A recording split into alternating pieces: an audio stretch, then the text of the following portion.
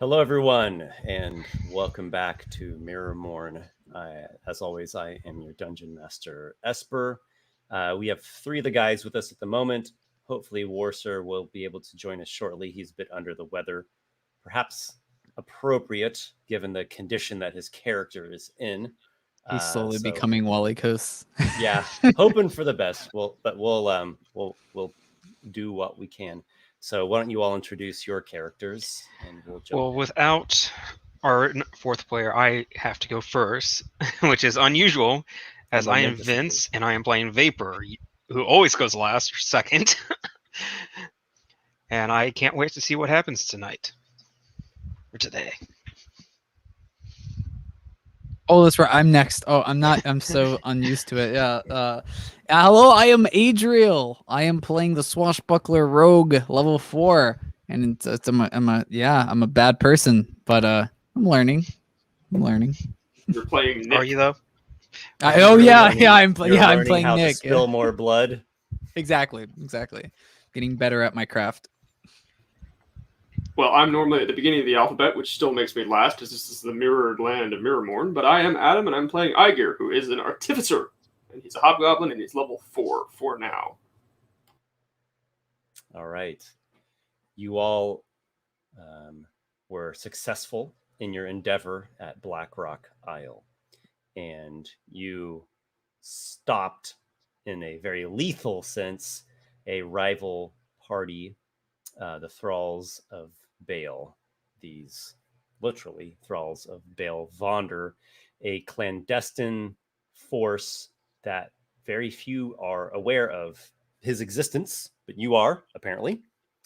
And he has been in a shadowy lair for decades, ever since the siege of House Drakestone, the elves, against the giants here of this isle of Eaberg, now known as Haven Isle nowadays, plotting giant revenge. And from his perspective, the war never truly ended. Just the elves have gained a foothold and won for now. You were successful. Yeah, go ahead. We're aware of this, sadly, thanks mostly to Walykos, the not quite here yet, but he being someone who's associated with all that, the failed minion of Baal Vonder, who was trained but sort of renounced those ways before they got quite to the point of completion in his Walykos refused to take up the mantle of the Night Stalker, and Baal Vonder afflicted him, and a different person took up the mantle of Night Stalker. And you've seen the Night Stalker's terror and killings that he has perpetrated, or she, we don't know the identity, in the city of Barnacle. Walykos has not perished of the curse that Baal Vonder, this shadowy giant lord, put upon him, though he is racked with pain and is slowly transforming into a bestial thing. He's made some headway throughout the time spent with your adventuring party, but more on that to come at a later point. So down here, this southern satellite island. There we go. Oh my goodness. This is a very, very high resolution map, and sometimes my computer struggles with it. I think I need to make a lower res one because it's just so freaking big. No, just buy a better computer. Yeah. Exactly. Just bathe us all in those beautiful, beautiful pixels. Get yourself an i9. Actually, and I've got a damn good computer. It's just a super high res because this is just in Photoshop, and it's so zoomed in when I would do these little details. So, but you're not there anymore. You have sailed back to the flotilla, or you weren't with him the first time, but you're with him now. The halfling ship Soonest, which is captained by one Maxwell Fruck, has gone back to the flotilla, and you all have come along with. And upon your arrival at this cluster of halfling ships and boats and gangplanks that is a nomadic town, really, there was a god there, a gargantuan sky storm jellyfish entity, and Vapor, the air-powered wild sorcerer, took it upon himself to levitate up into the storm and interact with this godly creature. And you did battle with an air spirit and actually dominated the fight. Yeah. Yeah, I won. Vapor won the fight and was granted a boon of sorts from this deity. And if it's all right with you, Esper, I'd like to say what I got. Oh, Walykos You is have been here. imbued with stormy power. What is it? What have you gained? Vapor was granted the ability to call down lightning. The spell Call Lightning. Excellent. So you gained yourself a couple of milestones, which is always a good thing, and you Yes, now which actually know the pushed spell me up Call and over the Lightning. hump to level 4 as well. Excellent. To level 5, right? No, I'm level 4 now. Yeah, That no, just he got was you a to bit level behind. 4 Yeah. now? Yeah. Unless Okay. I guess I should be the same one level as Walykos. And I think he's level 4. No, Walykos No, is 5. I'm level 5. Oh, then I'm 5. Sorry, I'm Yeah, that's what I remember. I'm like, I think Yeah. you just hit level 5. Okay, no. so you are Yeah. you are going to be reaching 5th level technically upon the completion of a long rest, and this imbuement of storm power has given you the knowledge of the spell Call Lightning. So you know Call Lightning in addition to the normal number that you know from your Yes. sorcerer class. And welcome, Walykos. Good to be here.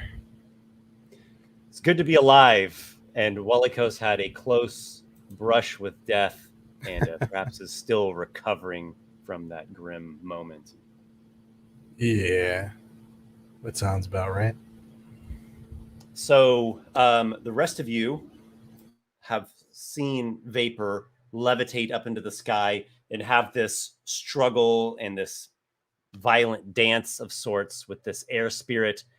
And he was battered and flung about and nearly flung into the violent storm-racked waves, but did not quite get flung down far enough to reach the water. And you saw him in his moment of majesty as he took into himself a little bit of this this god's essence, maybe we could call that, the storm power. And the flotilla itself is taking measures to withstand the squall, and they're pretty well anchored down and sails furled and everyone taking cover. So this is not much of a moment to be about on open decks and such. Vapor, you return back to the soonest. Where you're floating, where do you float back to? He is going to float back to the ship that he was on, if possible. Okay, you do that. No one is actually on the top deck. People have like watched you from, shuttered windows and cracks from below. So there you land on the deck of the lilting ship as it's tossing in these massive waves, and all goes dark for a moment. Vapor is just overcome with the might of it all. What about Aygir or Adriel? I thought Adriel was probably under the what do you call it? Under the ship because it was a big storm, right? So he might not have even seen any of this. But Adriel might just doing be what like he can to not be seasick. Yeah, he doesn't see a point to be outside during a big storm, you know. Probably smart. Okay, Vapor, welcome back. You have alighted upon the upper deck of Soonest as it's tossing there in the great storm-racked waves. And in the hazy distance through the sheets of rain, you see the various boats and ships of the flotilla riding the waves. With his task completed, Vapor would head in under deck, go into his quarters. Okay, you go down the hatch.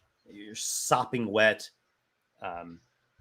Bringing rain, water with your every footstep, and you drip your way to the cabin that has been afforded to your party, and you see in there Aygir and Adriel and Walykos. I imagine he's probably resting and still recovering from his brush with death. There's other halfling crewmen in there as well, and they are doing what they can. Some are just biding their time, trying to rest and not be overwhelmed with like dizziness or whatnot. Others are making a time of it, and they're smoking zagape and singing their shanties, Smoking the good herb. Hooting and hollering. Everything all right, Vapor? Why were you out there in the storm? Didn't seem very safe. It was something I wanted to try. Getting wet. It's not a fun experience. You might get sick. No, it has to do with my powers. Oh, your powers. When you say that, Vapor, when you say this thing about your powers, there's just like this slight ripple of lightning through him, and an arc runs from Vapor to Walykos. Just a momentary thin line. Does Adriel notice this? Everyone notices it. Oh, everyone notices. Oh, okay. Gasp. I know using your magics down here. Is everything all right, Vapor? It seems like you're not losing control, right? You spoke to the god in the storm, didn't you? I did. Not only that, I dominated its champion that faced me. You may have beaten, but I doubt that you dominated such a creature. Still, I don't know what I did, but the god was gracious enough to grant me a small boon that I hope with our next time that we face any foes, I will be able to use against them in great effect. It's funny because just this night I too spoke or communed with this creature, this god, and he granted me a similar boon. Well, he must be a gracious god, or we were able to catch his eyes in a good way. Perhaps, though, it means that our fates are linked more than we might imagine. A sort of connection between us. That is true. Time will tell, I'm sure. Time will tell many things. But I cannot wait to see what comes. What does Aygir think about this? He'll be a little bit impressed that this happened, and said, Well, so I suppose this might come in handy in some situation. What are you looking to do with it? This is probably him like joining in on this conversation. He might have missed what was going on previously and just walked in now. Yeah, I do agree with Aygir. Lightning could be quite useful. I've seen you actually use lightning quite effectively before on those constructs that we found below. So perhaps we can use this to our advantage. I'm almost of a mind to say that, well, if you've developed new abilities, Vapor, perhaps you're ready for that dungeon that we couldn't face before. We couldn't quite complete with the firewall and such. Oh, that's what Adriel was mentioning. Yeah. Have you learned how to dispel magic or anything like that? Yes, that would be a bit more useful, probably, if you know any of that, Vapor. I feel more power coming, but I believe I would need to rest and sleep on it to figure out what my magic is trying to tell me. Let's see what wild magics grow within you, because if any of them allow us to proceed further into that dungeon, there may be even greater prizes that we might be able to recover. Yes, Yeah, perhaps after your rest you will have some new knowledge. Maybe the gods give you more. And maybe you'll be able to take the heat, huh? Adriel will like visibly like laugh a bit at that.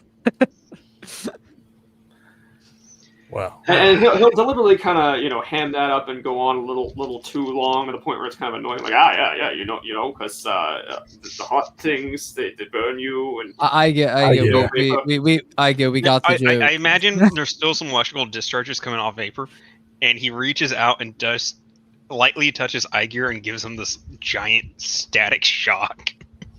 He didn't need to do that. Little piece of all dung. All is important. Now you have some lightning magic. Ooh, look at me. I'm fake. It was an experiment to see if it worked. I doubt this will last long. Maybe you should Unfortunately, it did not try. make it. Maybe you should try that again when we have a chance.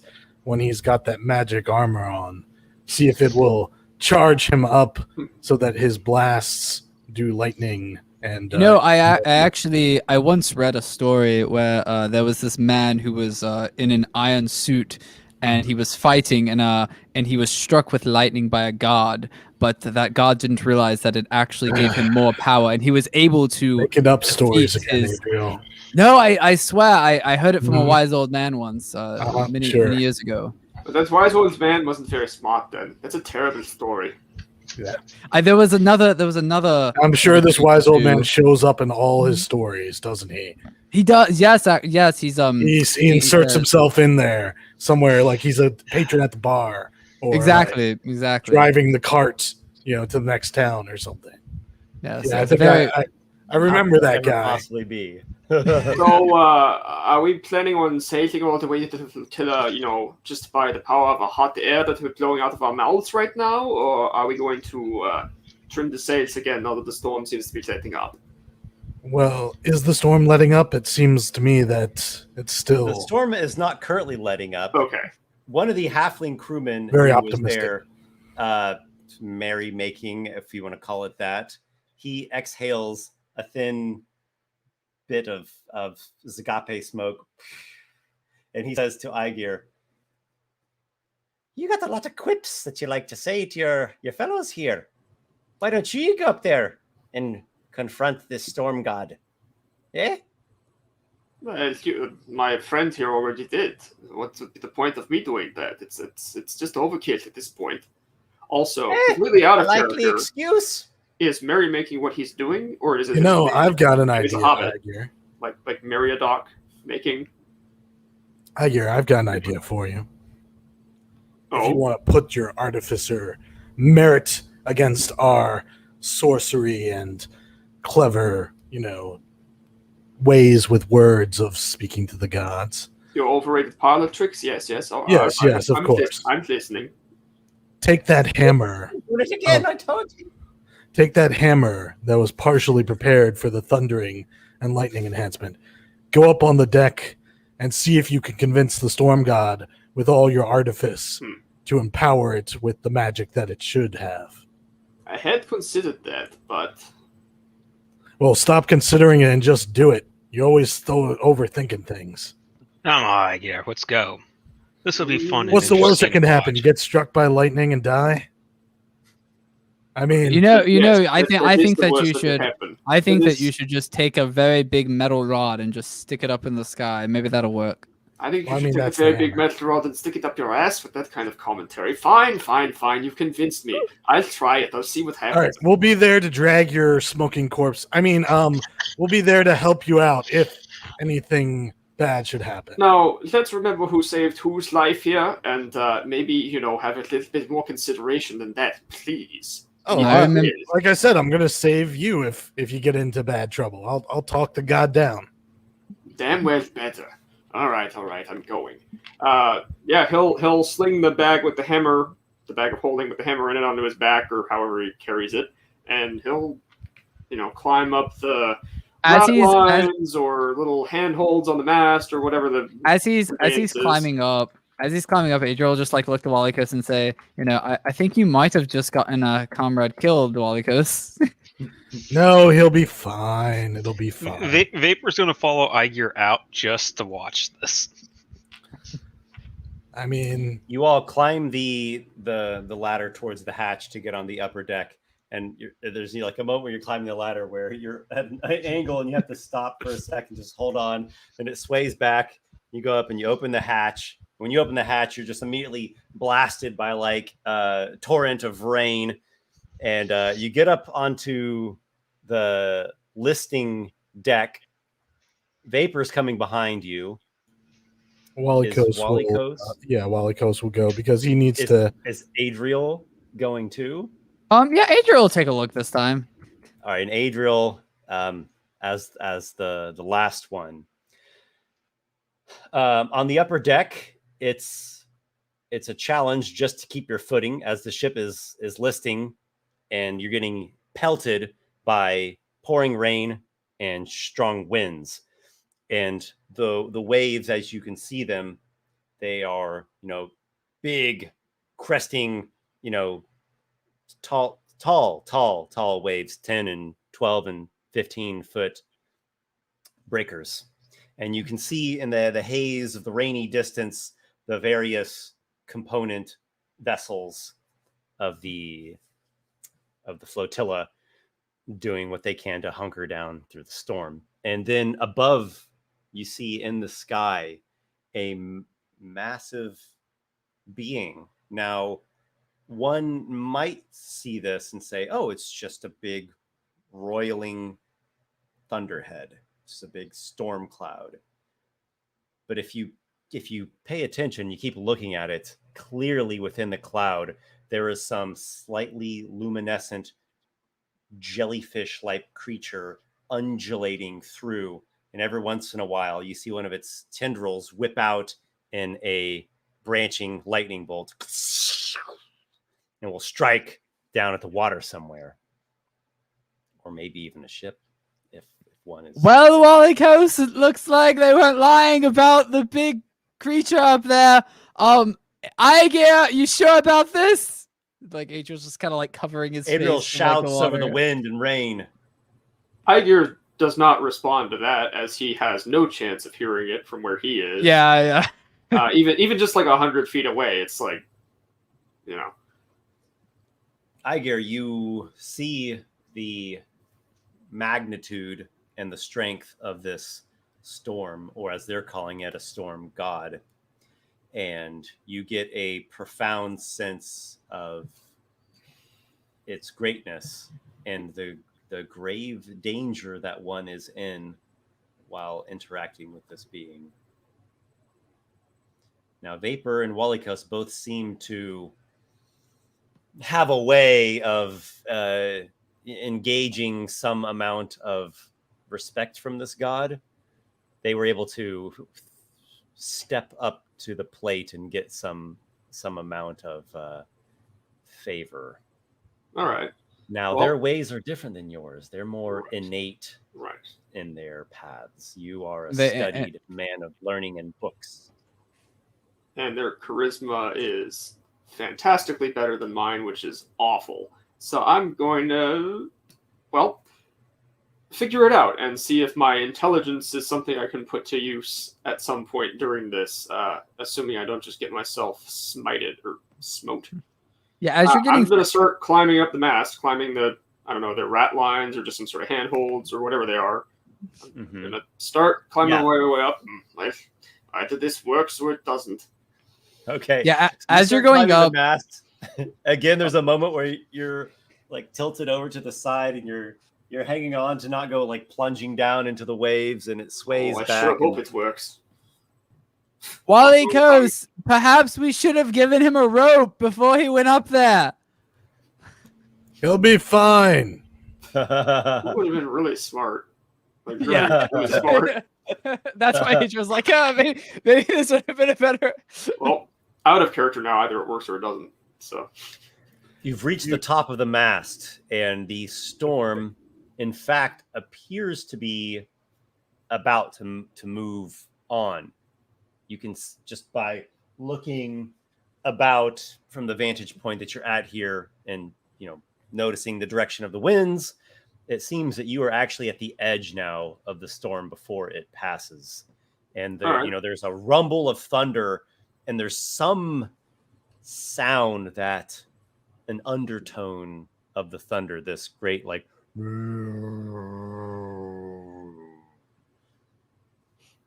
All right. Well, resonant, vast I thing. will use the rope just from my own Dungeoneer's pack to lash myself to the mast a little bit, or at least kind of hastily wrap so I won't instantly fall if something knocks me. And I'll pull the hammer out from the bag of holding. I'll look over at the form I can see and say, "Hey, you! Thunderhead!" You call out, hoping to get the attention of the storm deity.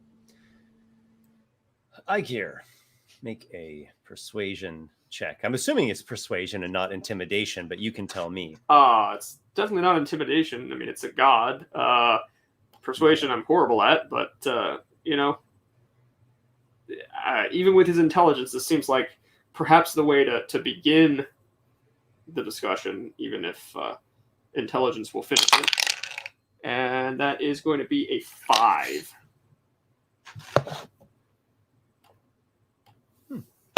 You do get the attention of the storm god, but just not quite in the way that you had hoped. And he lashes you with a lash of lightning.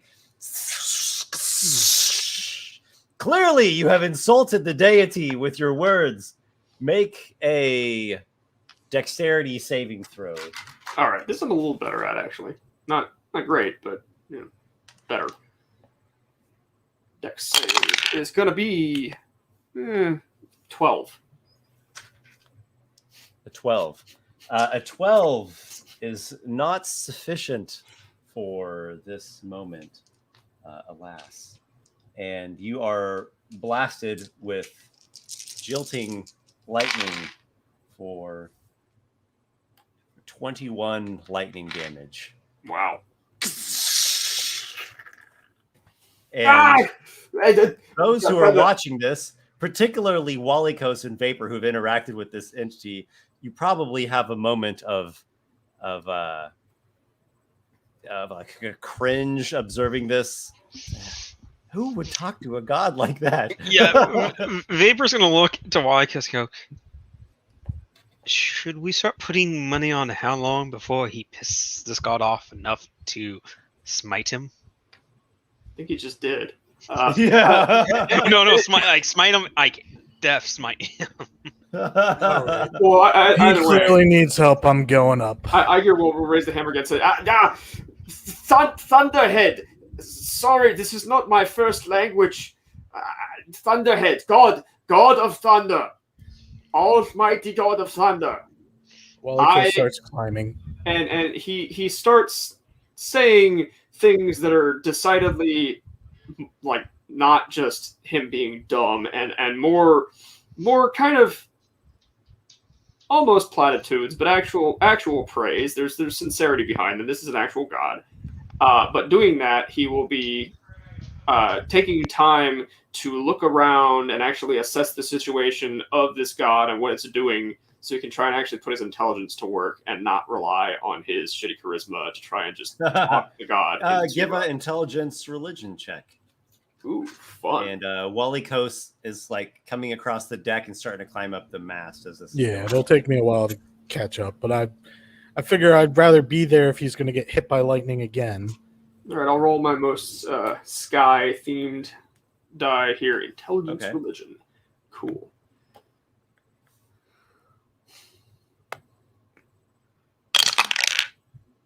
That is significantly better. That's 25. That's good. The folk of these parts, halflings and other coastal folks, right, are refer to this god as the living storm. But in your tongue, your goblin kind tongue. You have a different name for it. You have a proper name, in fact. And I'll put it here in the private chat. Oh my God, Dave! No. Margololo Golo. Interesting.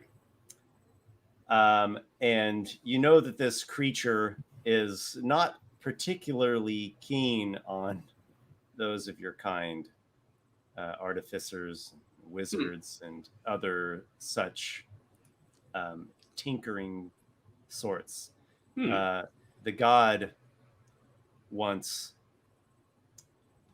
a wise spiritual connection. The god wants sacrifice. There's something of a relation, of a friction in the relationship between those who would pick apart and manipulate magic the way that intelligence-based casters do, as opposed to innately communing with the god and channeling the god. So that is a big hurdle for you.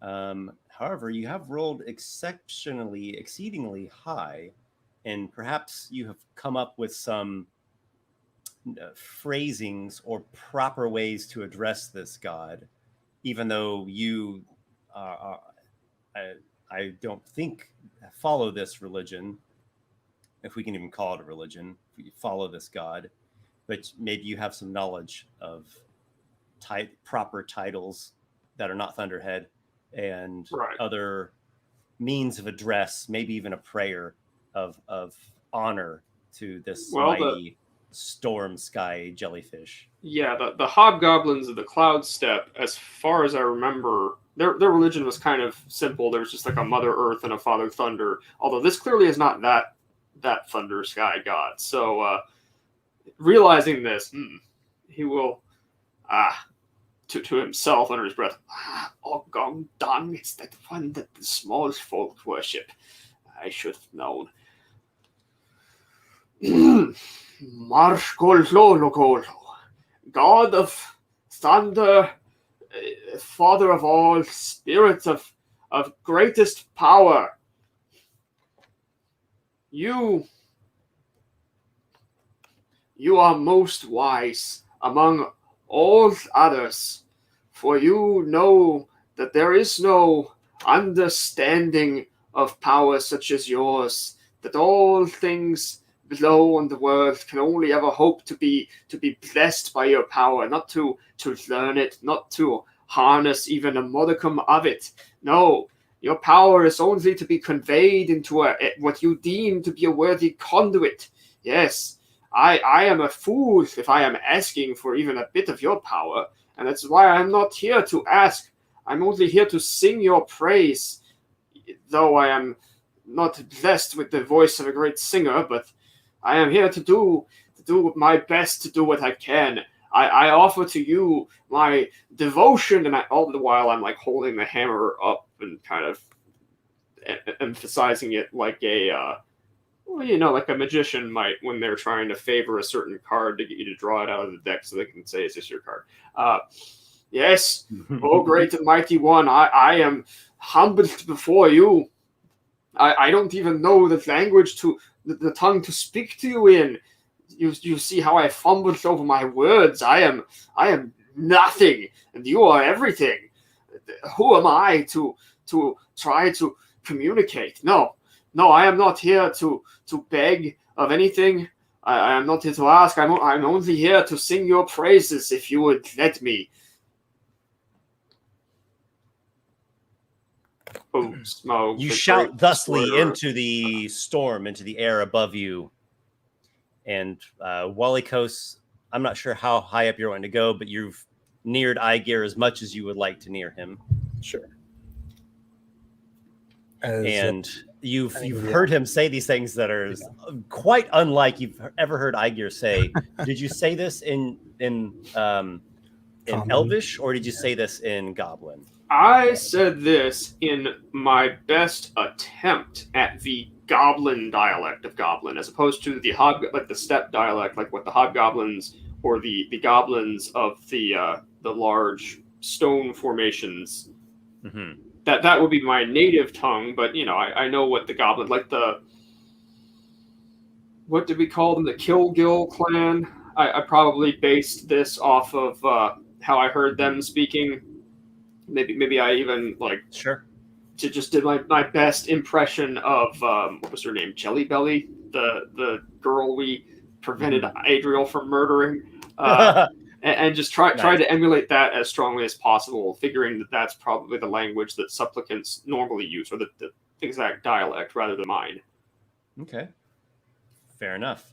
So you shout out in with the hope that I don't just sound like a great big tongue. phony. Sure. So the storm that had seemed to be passing suddenly churns in place, and you see the great creature,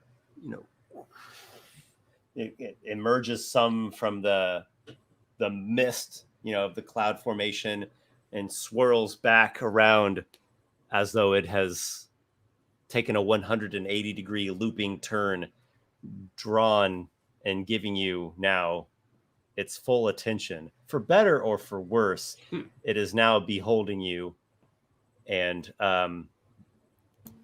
lightning crackles down, not at you, but around at the periphery of the storm cloud.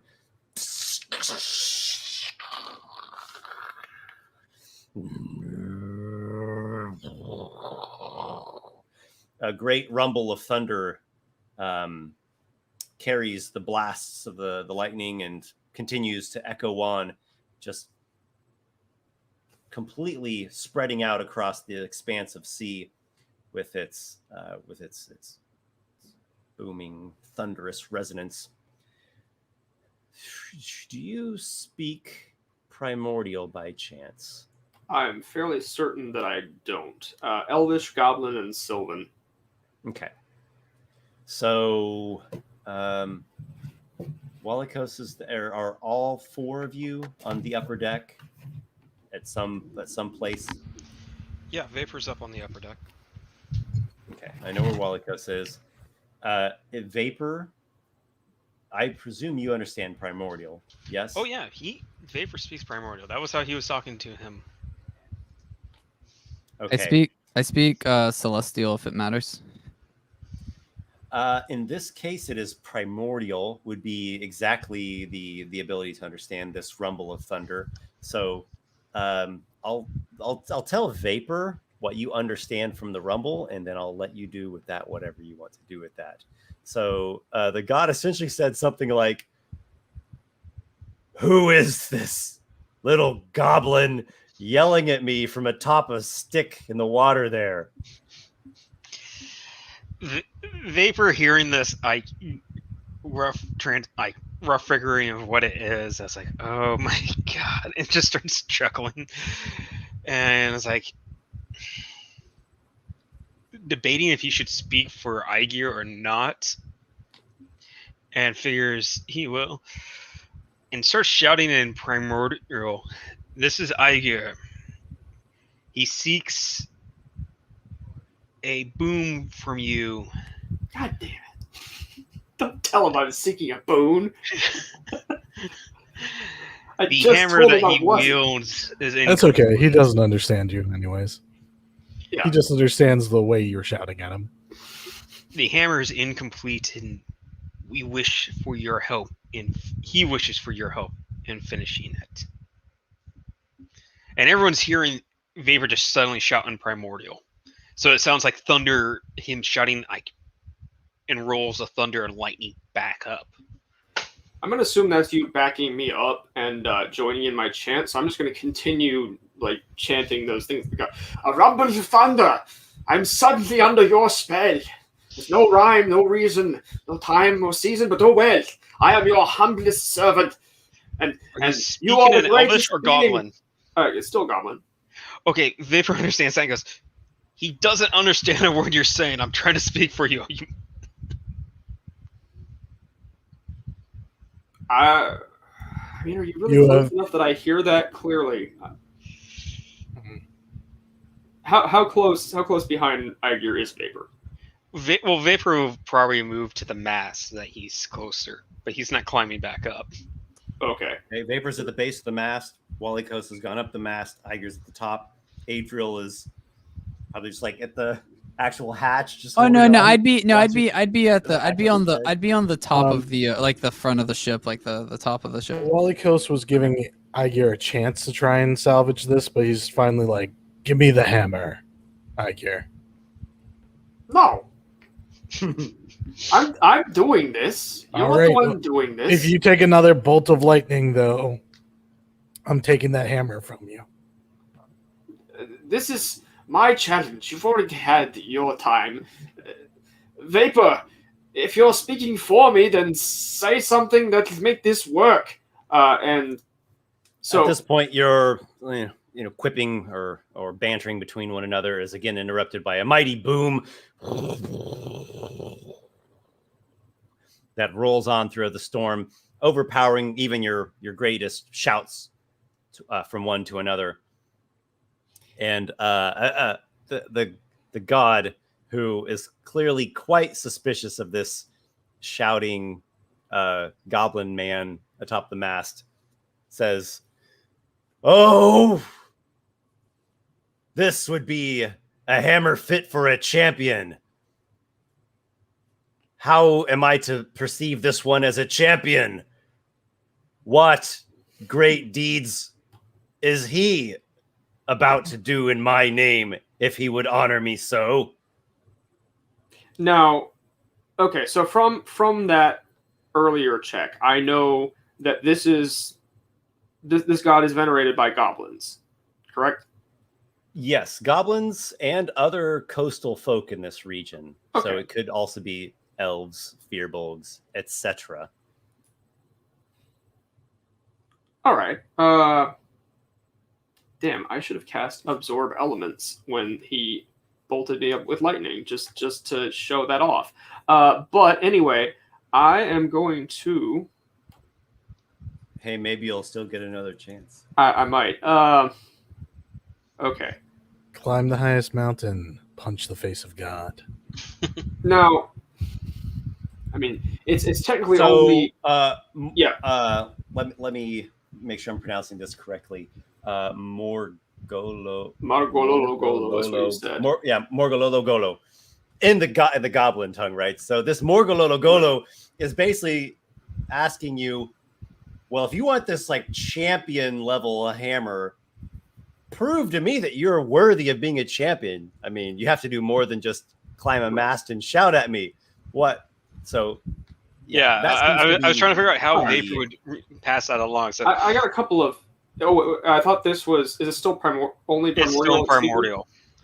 So Vapor finally figures out how to... You didn't say... I thought the implication was that... No, it wasn't primordial. Because he said in this rolling thunder comes through, and then Vapor understands. Oh, okay, cool. The thing seems to understand Aygir well enough, right? But Aygir doesn't understand. Voice is just thunder. Okay. I like the words that I'm saying on behalf of the god. Really, is just what Vapor would understand. He doesn't literally have a voice like that. It's just the sound of thunder. So, Aygir, he wants to know what you're gonna do to honor him, and be his and how you're gonna be his champion. All right. Well, so I'm trying to. I do have this magical tinkering ability, which I'm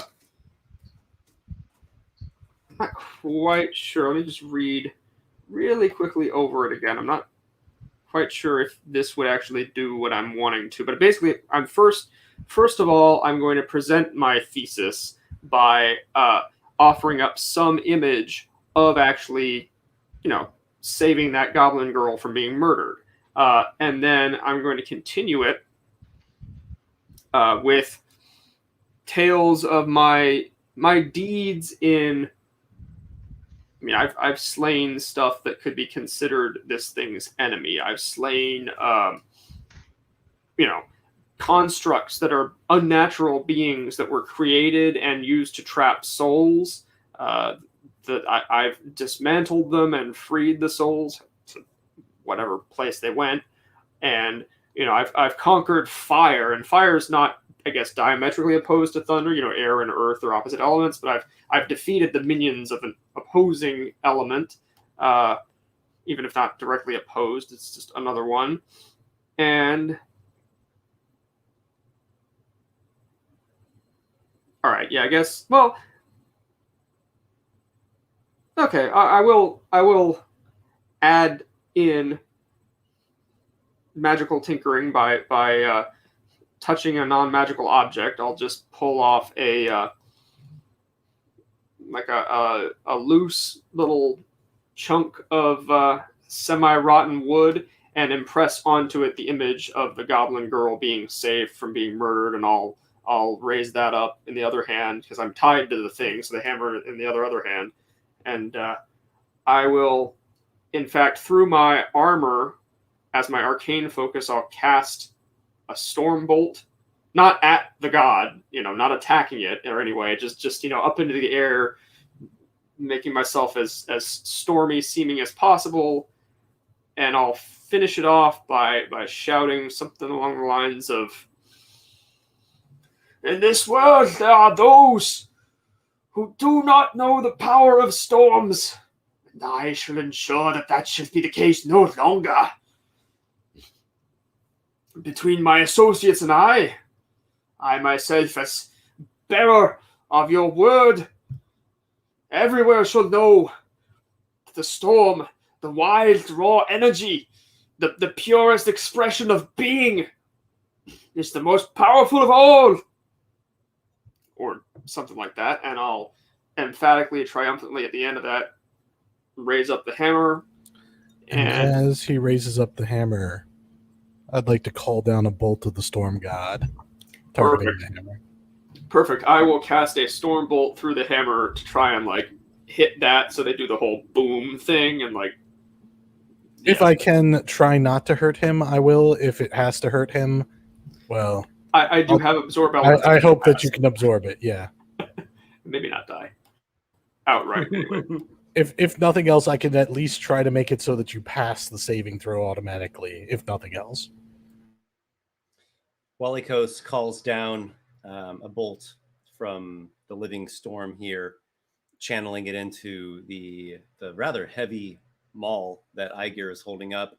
Simultaneously, Aygir shoots out a stormy bolt of his own, and you make some claims, Aygir, that you have defeated constructs of old, which bound living souls within them, and defeated servants of fire, and saved with abundant mercy the life of a young goblin. True claims. I mean, I don't know about abundant mercy. That would be a little strong, but you know, I kept her from being murdered. All true claims. None of them lies. None of them overly embellished.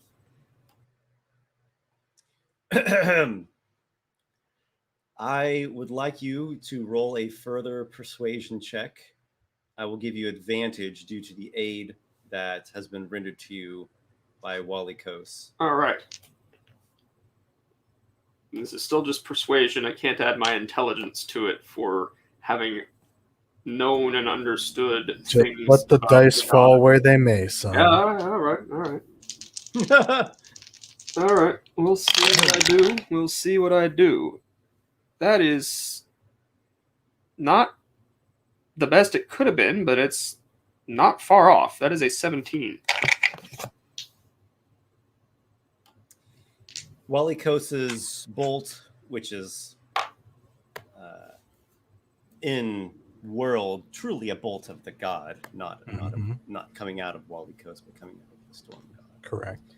It strikes you, and it ripples through you. It ripples through the mass. It ripples like into vapor, into Walykos. And I mean, you all definitely feel the shock of it, but it's not a damaging bolt that actually wounds you. But the power is undeniable. and your hair stands on end. Can I still cast Absorb Elements and just use that attack flavorfully to like whirl the hammer around and make more lightning happen?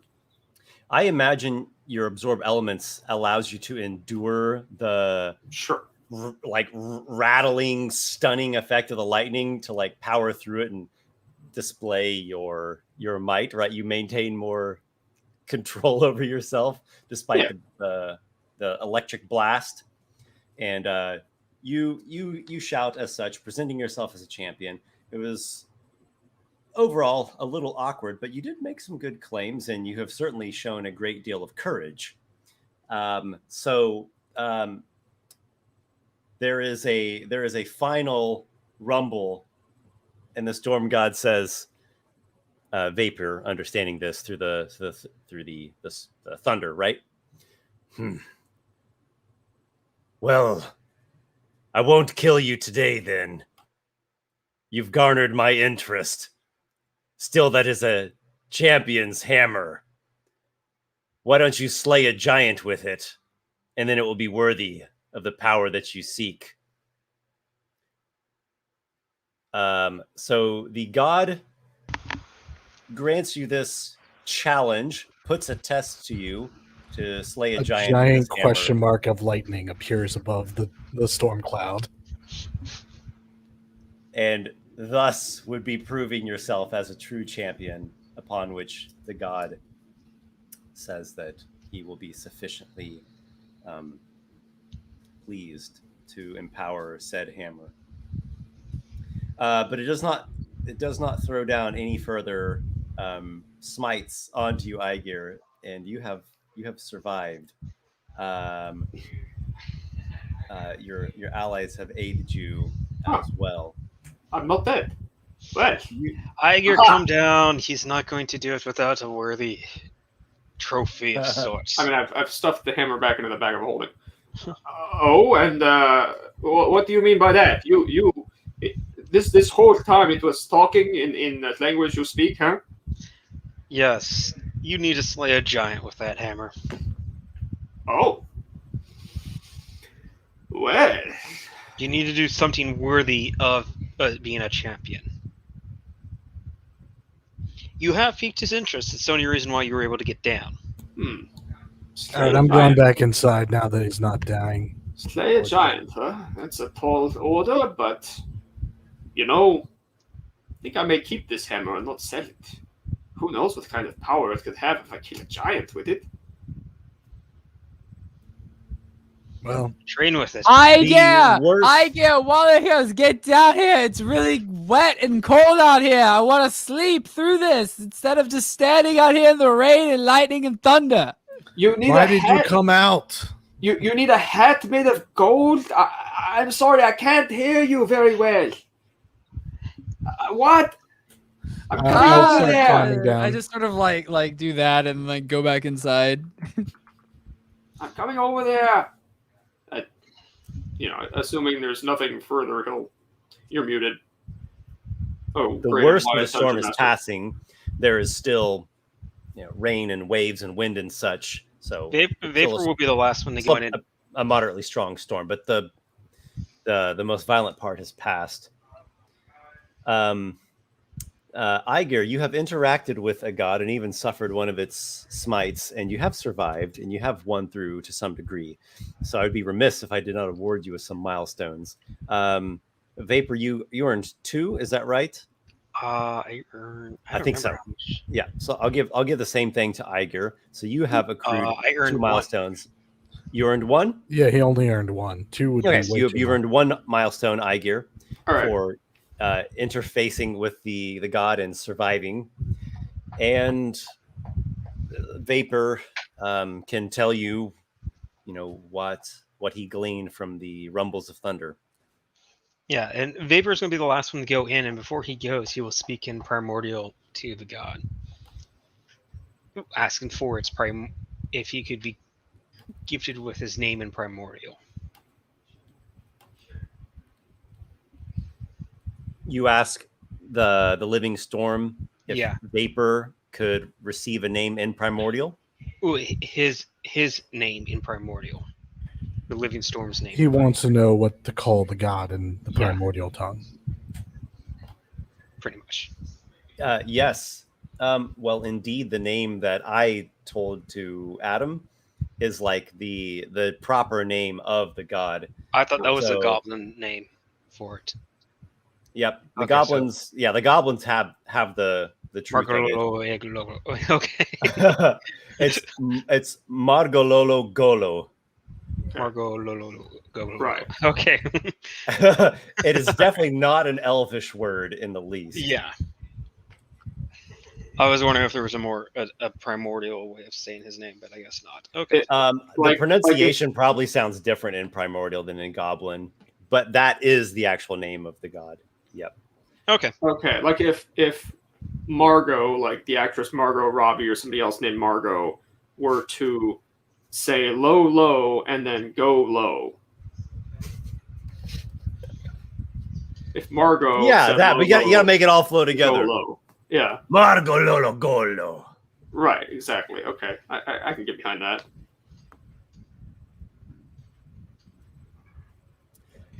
All right.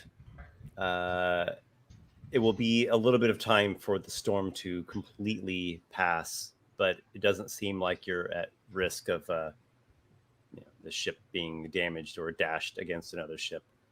Although I feel like maybe I'll even get a nice little tattoo of the Lichtenberg figuring that I probably have right now after being struck by lightning.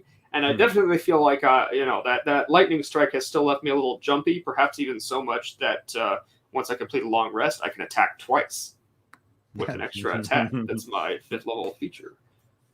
I also Your learned prowess some is heightening. yeah, get some subclass spells as well. I will learn.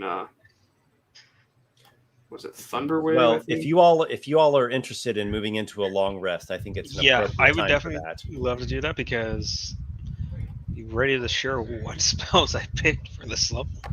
Sure. Okay. I'm definitely for that. It's quite the right moment, I would say.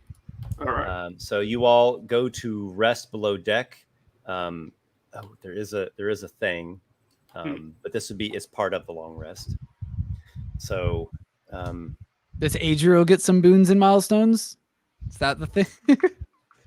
well, potentially. What have you done? I sat there Well, with you. it I sounds watched. No. Go ahead. Do you have? Oh no, I'm just sorry. an I'm ambition, messing an around idea? now. Okay. Well, I will say this: there is a thing for Adriel, but it's not here. But I have notes about it, and we might get to it this session. We might not. It just depends on what you all do. I'm excited.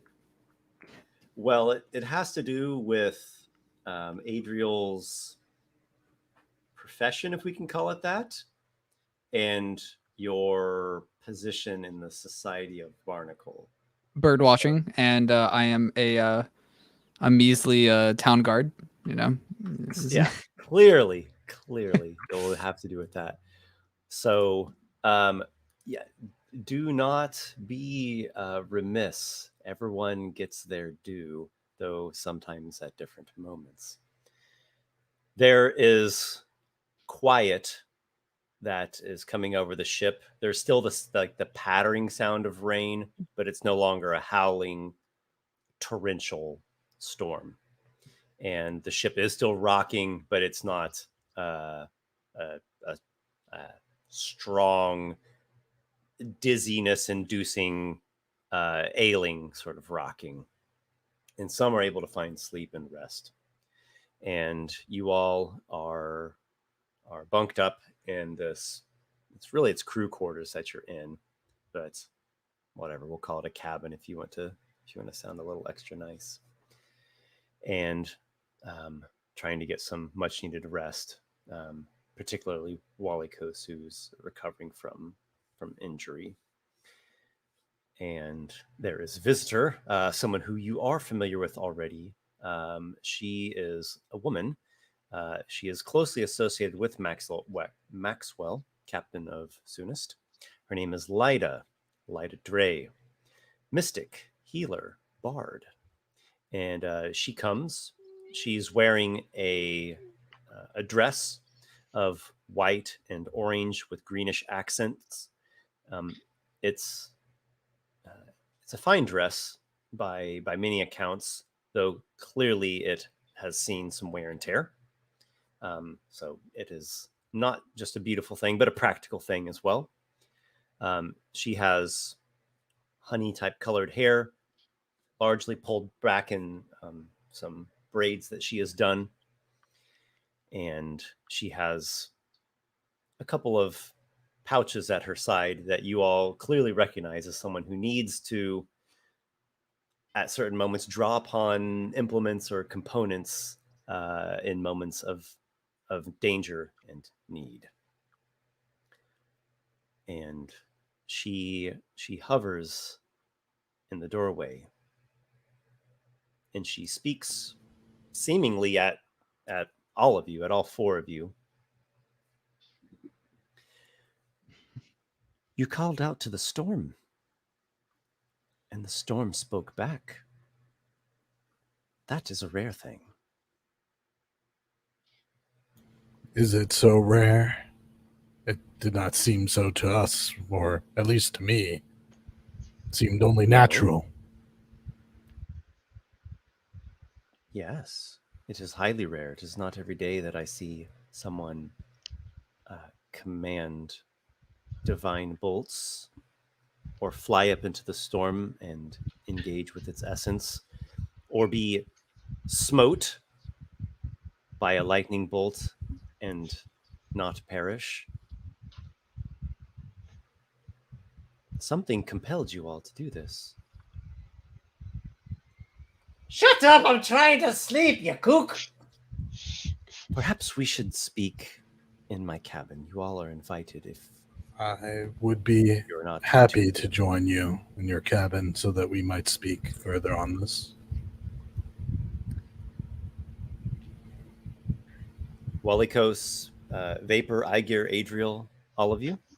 Vapor will go. Yeah. Okay. She has a small cabin, especially for medium-sized creatures. The halflings, as you all know, are shorter of stature, of course. And so it's pretty cramped having all four of you in there. For her, it's cozy. It's not big for her, but it works. For you all, you're basically all crammed in there. And her cabin smells better than many places on the ship. It doesn't smell like a mix of rotting fish and tar, but it smells of incense that she has burned. And you can see that she has a small table where she prepares some things. Walykos, you distinctly remember her applying a poultice to you previously, which she comments on. You seem to have quite the knack for getting yourself injured, Walykos. That looks worse than the last thing that you came in here with. If you're What referring happened to you? this scar on my neck, I was strangled to death by one of the former associates of a giant, the servants of a giant, I should say. Servants of a giant on Blackrock Isle. Yes. Is the giant on Blackrock Isle? No, he is not. For as well as I know, there hasn't been giants in all of Haven Isle since the end of the war. None that make themselves known, in any case. Most were killed or driven out when the war was finished. But there might be a few who are still on Haven Isle, simply biding their time. I see, hiding in caves or something of the like? Something of the like.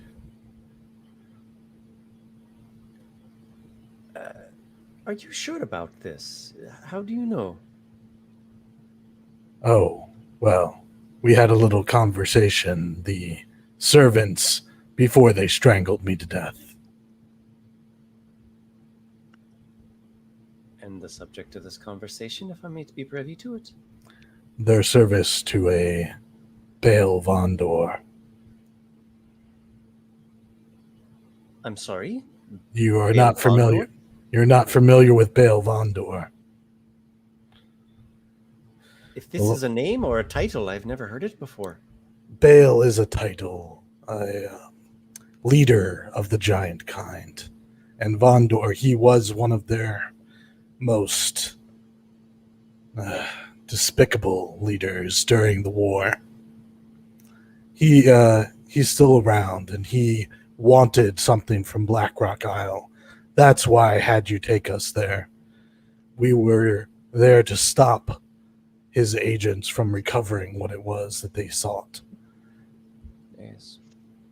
The relics of old. Artifacts, things that are whispered as mere just stories, not things that you would expect to find in real life. Names the like power. Godslayer.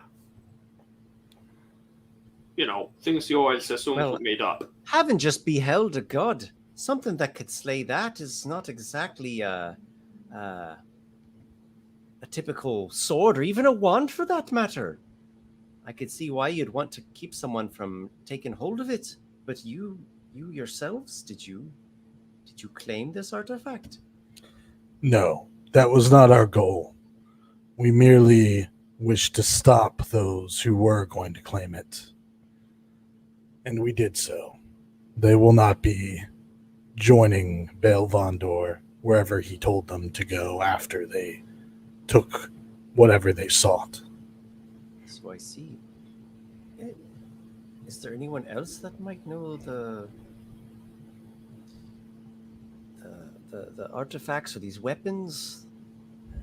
Why are you so curious about this?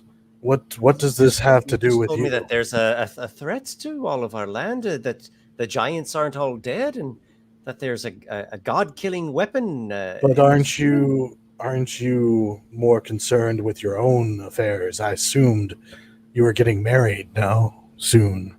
You were going to leave you were going to stay on the flotilla. And I didn't think that Haven Isle would be of much concern after that. Aye, but what if I get married and have children only for some years down the line? Some evildoer comes back with these old giant artifacts of old and lays waste to Haven Isle or dominates it in the way that the giants did of yore. Well, let me ask you this then. Not a world I'd want my children growing up in. With the burden of this knowledge, these questions that you want answered, what would you do? How would you act? Would you forgo settling down and try to take yourself into this encounter, this battle coming with this Baal Vondor? Or would you simply wish that you hadn't known of the doom that was coming should we fail in our mission? Well, I don't know. That's a lot to take in. Well, think about it. It seems maybe that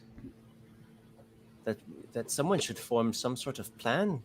Maybe Someone is. seal these ruins, or appoint a guardian, or Someone is setting up a plan.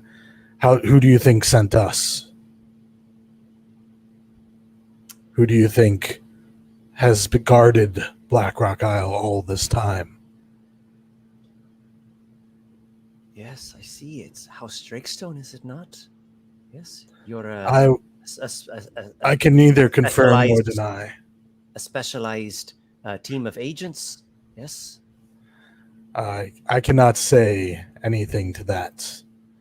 You may believe it if you wish, but I will say that there are forces at work. I will use great discretion in what you have told me here. Yes. Good. The Vanguard, for your own sake, that is the a good Vanguard's a thing. barnacle. Now, you brought us here to talk about the Storm God and how he does not Yes. seem to interact with most who call to him. For certain. You would never catch one of the crewmen trying to get the attention of the living storm. Well, He'd be blasted right out of his boots. yeah, it was pretty ballsy of Vapor, I'll say. That Me- I would say. My interaction with him was much more, he was interested in me. I did not seek him out. But Vapor and Aygir both sought him after mine.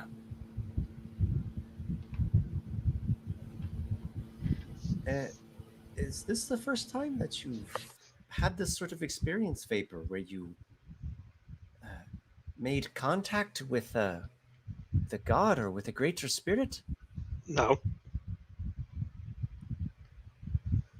I have heard only tales of sorcerers. Yes. Where I've grown up, there are many gods and greater spirits and deities of sorts living there. It is very easy to trip and fall into their lairs and domains. Aygir has even done it a few times with me. Yes, no thanks to you for pointing them out, but yes, he's right. And if you venture up north of those lands, out into the open cloud steppe, you might find gods and spirits that advertise themselves a little bit more. Have actual places where they dwell, not just in holes in the ground. Yes. I see. I've heard strange and mysterious things about the cloud steppe. I'd like to go there someday, if it works out as such. On the back of a swift and nimble Xena, that is the best way to experience it. Oh, I will make sure to remember that. Wind in your hair, local war chants on the breeze.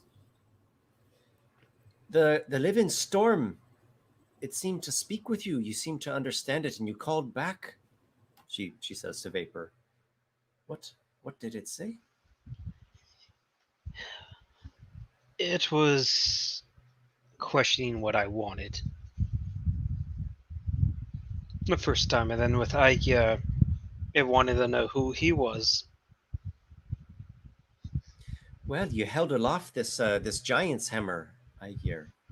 So clearly you took something of old from that ruin, even if it wasn't the god's slayer.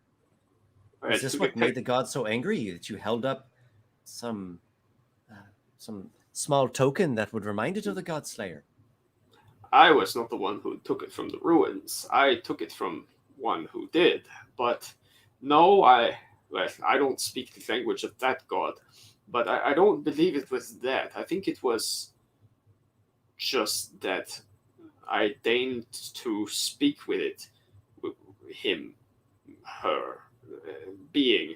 And I'm not a god. Who am I to talk to a god? But, now I know it is something of a holy mission for me. So, it's just the hammer of a god. What is your original question? Well, mainly I was just overtaken with curiosity and great interest, having observed what just occurred up there. So was I. That's why I did it. I was awestruck. Well, when an opportunity comes along, I don't believe there's any one of us four who would simply ignore it for the sake of personal safety. Otherwise, we'd be back in Barnacle right now. We never would have left. We never would have left. We're all a little crazy, you might say, like that. Sometimes you've got to put yourself in a bit of danger to get what you want. Certainly, I understand that. That is the heroic spirit. And those who are possessed with divine purpose, they have a sort of madness to them. A blessing, maybe a curse too. But I must say that from my part, it's been an honor to have hosted you all, and I hope that we've helped play some small part, a role in the greater defense that you all are carrying out for our land. As much as the halflings never quite had a place to fit in here, and well, we still carry bad blood with the elves and all, you're not going to find an abundance of love for Barnacle around the flotilla.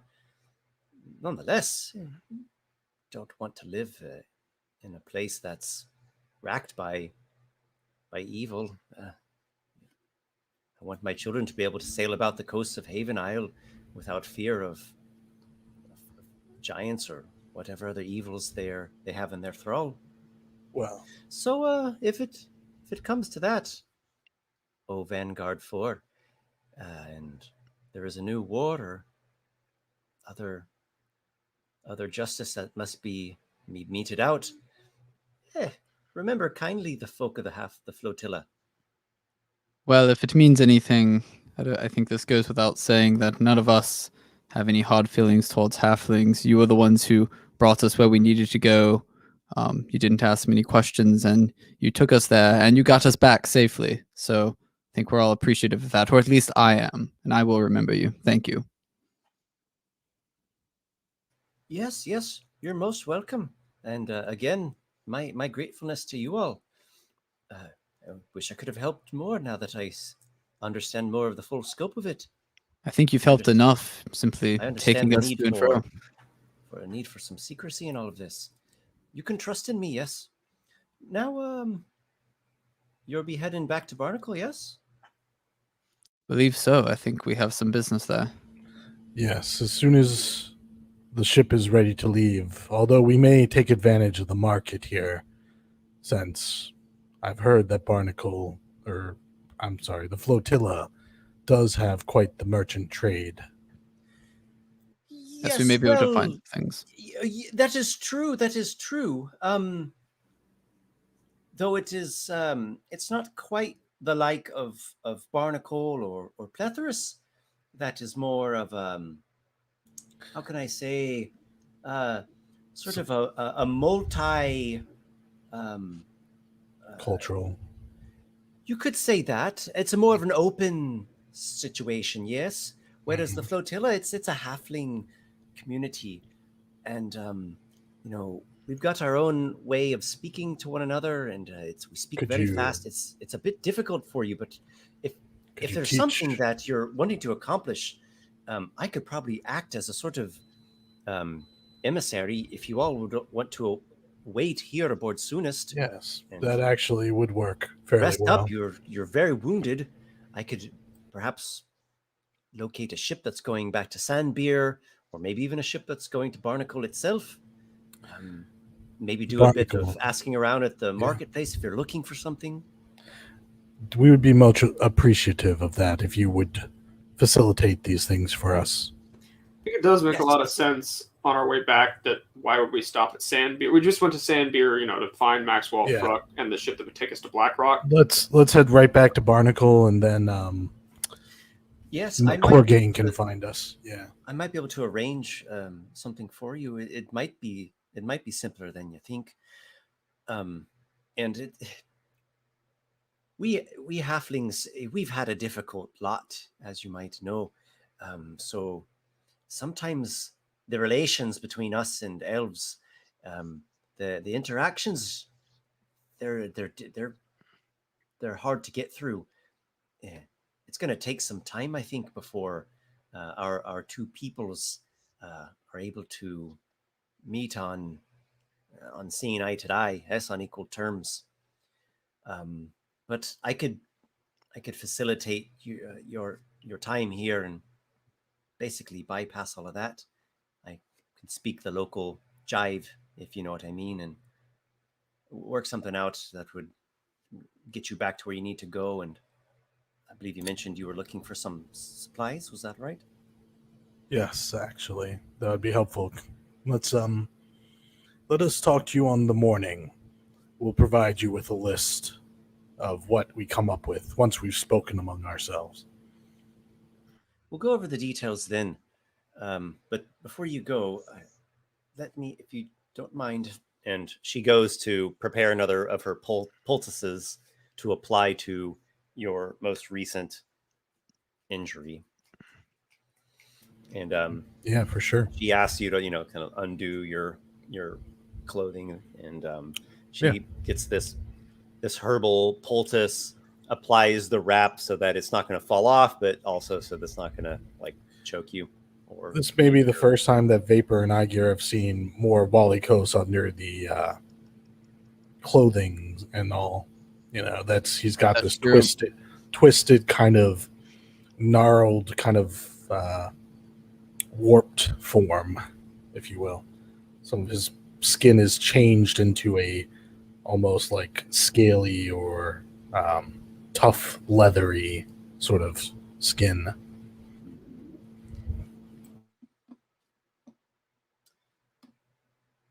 So, your malign beast man type form, some might even call an abomination, is laid halfway bare for all to view. Lyda has, done healing services for you already, and she's essentially of the mind that I've seen far worse, so she's not going to get squeamish about it. And she applies the poultice, tells you what you would expect for her to tell you: to rest well, stay hydrated, eat well, don't go traipsing off into more ruins and get into more battles anytime soon. And gives you her care. Excellent.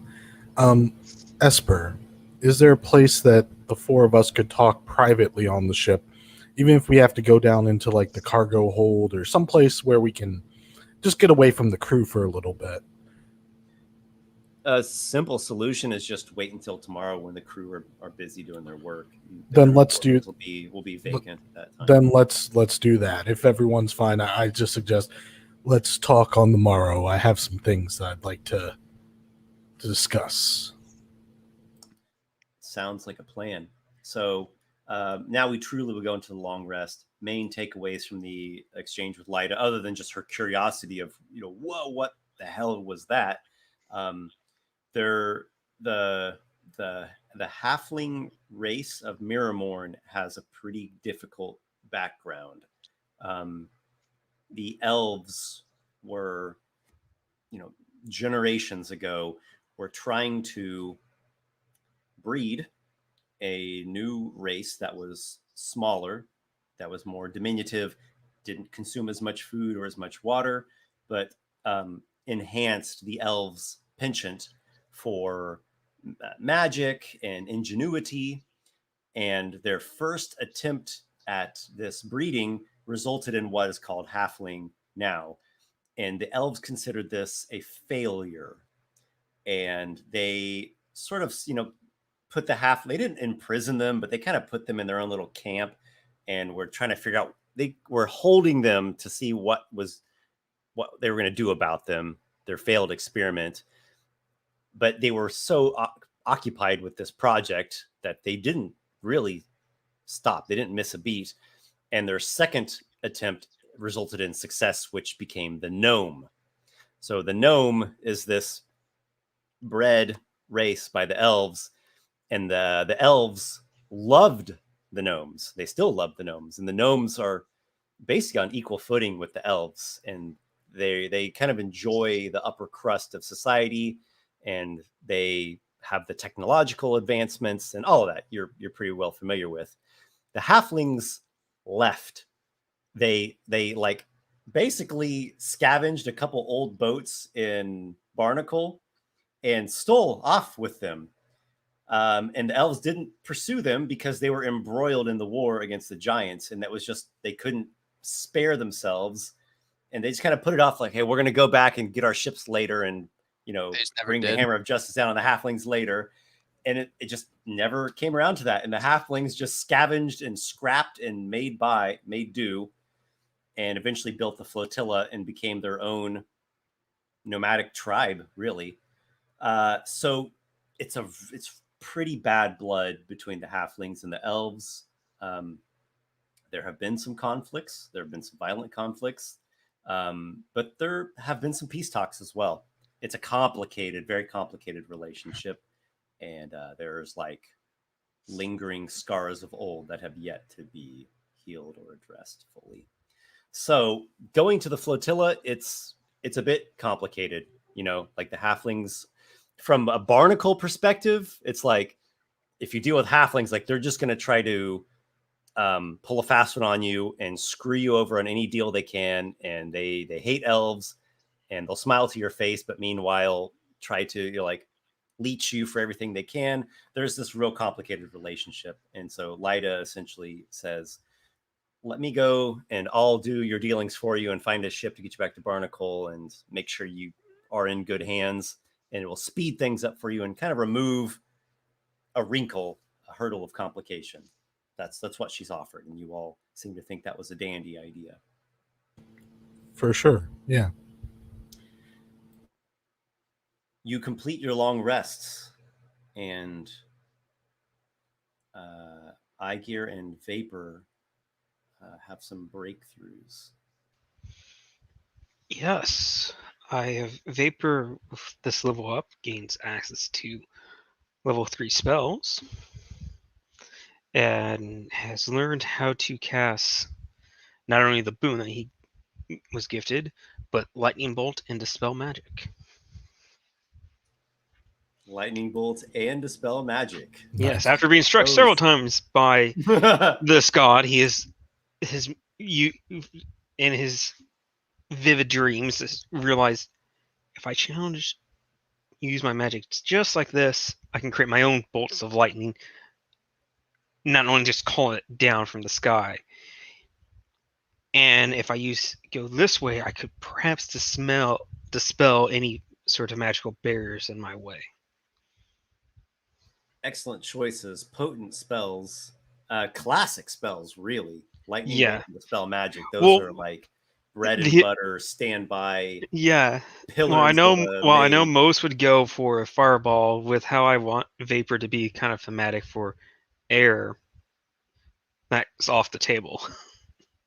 So, sure. Not off the table. It's just pushed back a little. Yeah, maybe pushed back. A secondary choice. Yeah, it's definitely a secondary. If I'm going to go with more of the damage, it's going to be, if I can keep it thematic, if possible. I think it's great that you went with Lightning Bolt and not Fireball. I think that fits Vapor way more than Fireball. It does, and that was the reason. And Esper is just going to have a long hallway of enemies for us, like 120-foot long hallway, 5 foot wide of like enemies at one point. And who knows, maybe you'll fight a fire giant that a fireball would have done nothing to it. True. And maybe also, yeah. There'll be some constructs so that I can cast Shatter on them. I'm gonna just stab things with my sword. So you took Shatter over the other? I thought you were going to pick up Thunder. I have not yet chosen my second level spells that I have access to now. However, my subclass spells that I get that are always prepared are Mirror Image and Shatter. Oh, nice. Nice. I quite like Mirror Image. That's what an armorer gets at 5th level. That and an extra attack. Okay, so you have an extra attack, and you have maybe a couple second level spell slots? 2 of them, although 4 spells in total. And you have another first level spell slot. Although wait, so actually, this is something I've kind of wondered for a while. When you have a spell always prepared, you still... Never mind. That still counts against your number of slots. Yeah, no, okay. That's... Yeah. Slots? Yes. Yeah, when you cast a spell, you have to use a slot. Yeah. The always prepared is just additional prepared spells that you could spend your slots on.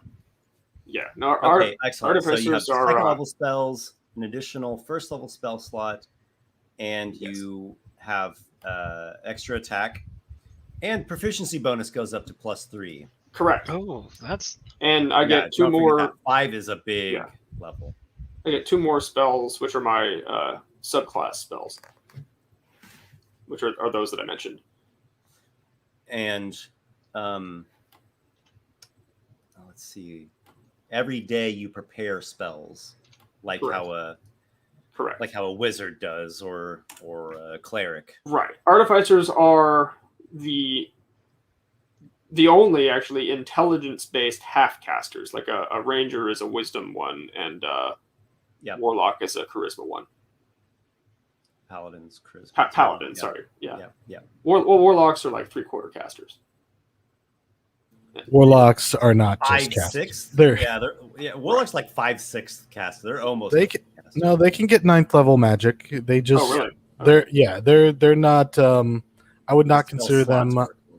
I would not consider them on par with any other caster. They're their own thing. I see. Yeah. Is there any in-character change or role playing or something that is worth commenting on? I would say Vapor does have an eye patch over his missing eye. I would say there might be like some sort of glow now slightly behind it as his powers grow. What color? I would say it would be almost a bluish white. Almost kind of like a lightning bolt. Okay, I was going to ask if it's the same color as of the lightning that was in the storm. Probably very similar. But at the same time, it also seems to have different swirls of color every once in a while, just showing off the wildness of the magic that he has. I would say that would be the only real visual change to him. But it's, unless you're deliberately looking there, you're not going to see it, I would say. And Aygir, any developments to your suit of armor? Any personal RP notes? Yeah, he spent most of the long rest hard at not so hard work, I guess, so still benefited from a long rest. Going in with a little chisel and chiseling out, he's gone with one or both of the arms or like the pauldron or whatever part of him has the most of that Lichtenberg figuring lightning scar branching out stuff. And he's gone with a chisel and he's scraped out little lines and then gone with some copper wire and banged that in for an inlay to match. Because the scars do eventually go away, but now the armor will have that pattern on it. All right. So he has survived inlaid lightning branching forking pattern in the armor, signifying his armor tells a story. Some people tattoo themselves. He modifies his armor. Nice. Don't forget to roll your hit dice. D8 for Artificer, D6 for Sorcerer. Indeed. I already did, and I got max hit points, which was nice. Nice. I do not quite. I get one off maximum. Roll a 7.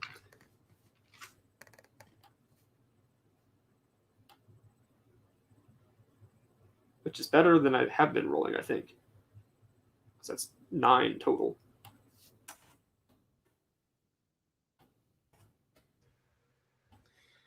So the following day, the crew gets hard at work.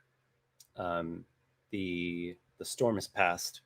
Soonest, the ship goes in and moors in with the flotilla. And by this point, the flotilla is pretty much getting itself connected. They are individual component ships and boats, but they can anchor down and set up this series of gangplanks and platforms and net rope bridges to where it becomes, you can walk and navigate around through it. So they're getting all of that ready, along with all the repairs that they need to do, which is normal upkeep and maintenance of a water vessel. And this leaves you all with a great deal of privacy as the crew quarters vacates of all the crew early on. And other than the, intermittent, every once in a while, someone comes to the crew quarters to grab something or whatever, you're mostly alone there to talk about some immediate matters, such as what do we really want from the flotilla marketplace? Do we want to do anything in the flotilla? Do we want to go out into the it's basically it works like functions kind of like a town. What's our next steps, etc. Yeah. Esper, so I'm just going to dive right into it. Walykos calls us all together and he'll say, I've been doing some thinking lately. Since last night and even before that. Before we went to Blackrock Isle, I didn't know whether I would ever return from it. And once there, I thought I was going to die in that moment on that boat when the tendrils wrapped themselves around my neck and everything faded to black.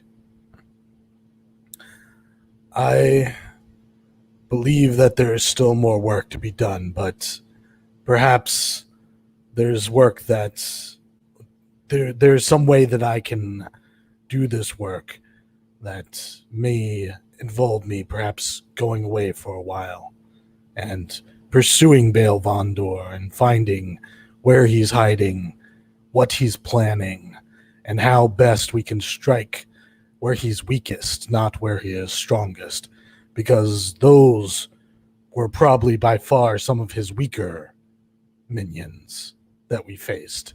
And we were lucky that we used the tactics that we did. For if we had faced them on open ground, I don't know if it would have only been me who fell during that battle.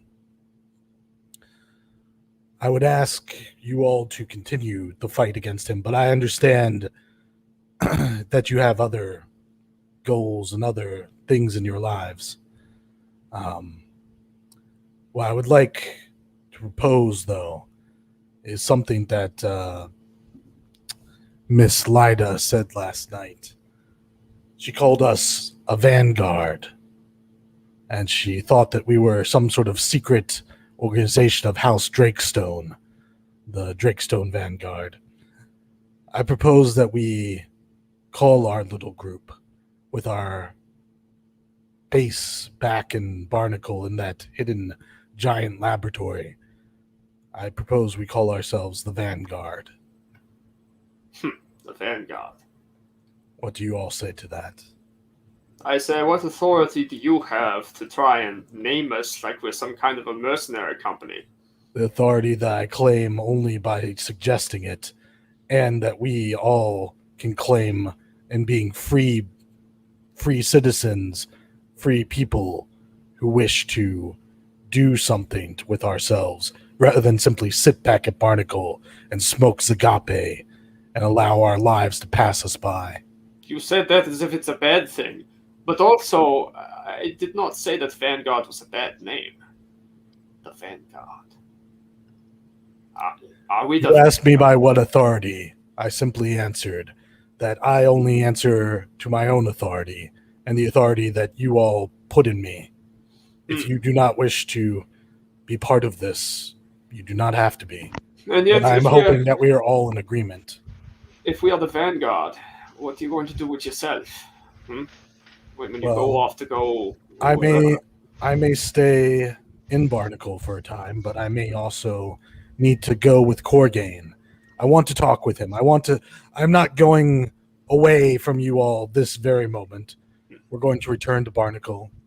I am simply warning you that I may need to pursue these things soon, because my own curse is persisting and becoming worse. So, well, damn it, just know if you get yourself killed again, I won't be there to help. I understand, but perhaps it is you who will need my help in the future, and I would rather be around and have the means to give that help than to simply keep falling as I seem to do recently times. I need to get stronger to learn these powers that I have, and then perhaps we'll be ready to stand against Baal Vondor together. Well, then, really, don't get yourself killed. There's many things that you could do when you return to Barnacle. There's the Night Stalker, who has still not been apprehended, is my understanding. That would be a blow to Baal Vondor if you were able to identify who it is and where they are hiding. Perhaps you could even bring them before the houses and show them that Baal Vondor is their enemy, not the... I don't think I have it written down. Who is the group? Like the two Esper. main political groups? Yeah, there was a Article? political group. The Merocrats? Yes, that's the one. Thank you. Yeah, the Merocrats not the and House Merocrats. Breakstone are the two. Yeah. And House Drakestone, yeah. Yeah. Perhaps you could show the Merocrats and House Drakestone that they're being manipulated into this whole conflict to destabilize the city in its greatest time when it should be unified. Or perhaps you go off on your own and seek more, strength and artifacts in this world that might you return to Barnacle, finally have the strength to make them listen to you rather than simply trying to convince them.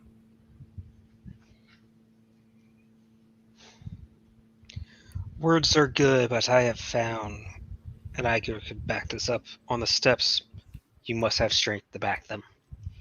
I believe if we were to do anything, we must do both. Well, if that's the case, I would stay in Barnacle and perhaps try to find out and act against the Night Stalker and such, working with Corgain. And maybe Adriel, but I understand, Adriel, if you need to assist them, you don't have to cling to me on my behalf. My sword follows you, Walykos. I would rather help you. I've known you, no offense, Aygir Vapor. I do find your company very rewarding, and we've been through a lot so far, but I must follow Walykos if he needs my help in this. Well, regardless, is the Vanguard to be what we are to become? For surely there is a need for a Vanguard in what we are endeavoring to do. I think the Vanguard does suit us well, but I would like to hear what Vapor and I think Aygir, you said that you enjoyed the name as well. It's not a bad one. We are the force that stopped the Badai from breaking free. In that sense, we are a vanguard against old elfin war tricks. We are a vanguard in that some of us might be champions of a storm god now. Not that I thought that any would be when we woke up this morning. Adriel raises an eyebrow at that. Champions of a storm god. You might have a bit more to go, Aygir. You're not that. Not yet. But he wants a magic hammer with his iron suit so that he might combine all their powers together and become a true hero in his eyes. Some sort of super hero, perhaps. Oh, I don't know about that. I'm no hero. I'm just a man who likes old things and wants to discover more of them. Of course. Whatever helps you sleep at night. The one point I have against being called the Vanguards is Vanguards are the tip of the spear.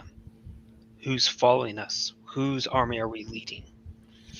Well, since we are the Vanguard, we're the ones who are acting. I assume that there are others out there. Maybe we can find them. But until we know who we can trust, who we can count on, we still have to take action on our own.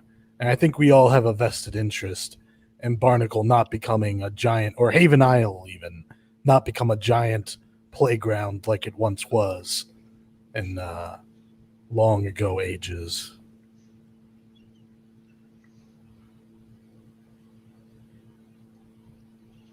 I see. It's a big thing to consider, though it seems to be the main driving force at the moment. There are other personal forces, Aygir with his archaeological interests and his experimentations of artifice, Vapor with his unlocking wild elemental power, Adriel with his noble house and his profession of being a bird watcher.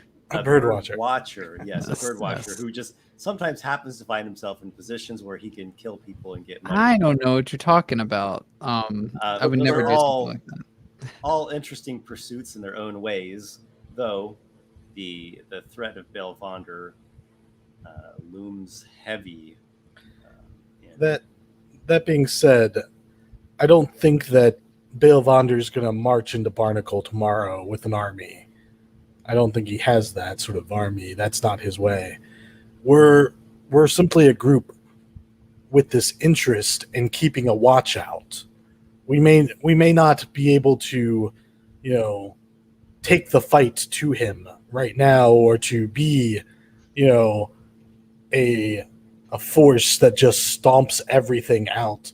But we're a group that's united in purpose to take on these sort of threats. Anything that we find that we think we should deal with, and we'll be of like mind on this. Or if we're not, then we just simply will say someone else will handle that.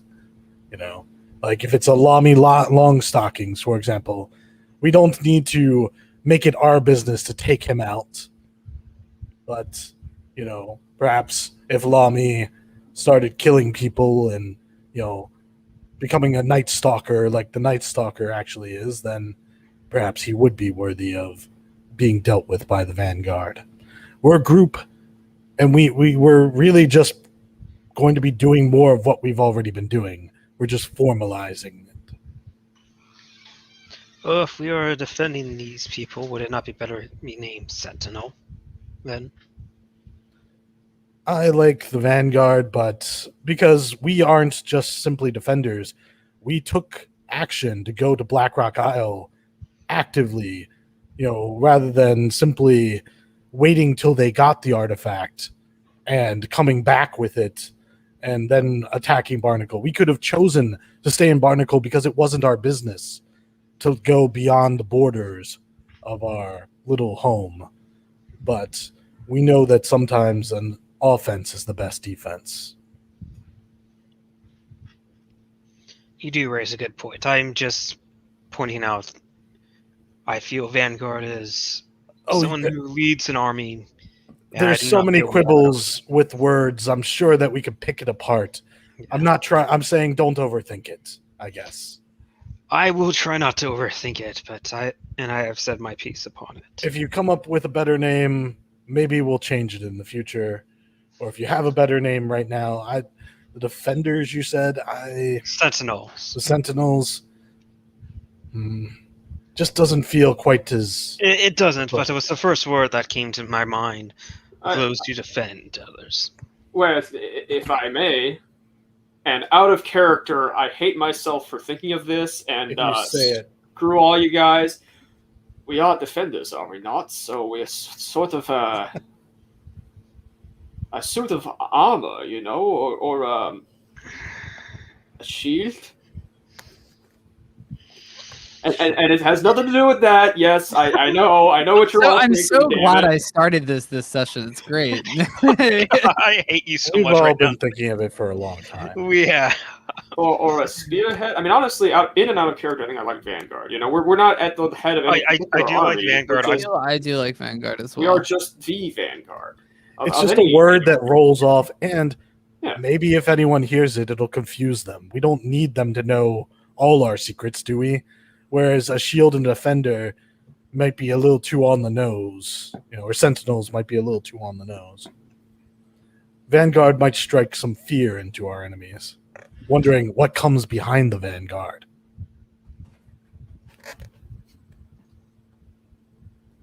So there's what comes behind the Vanguard is pain.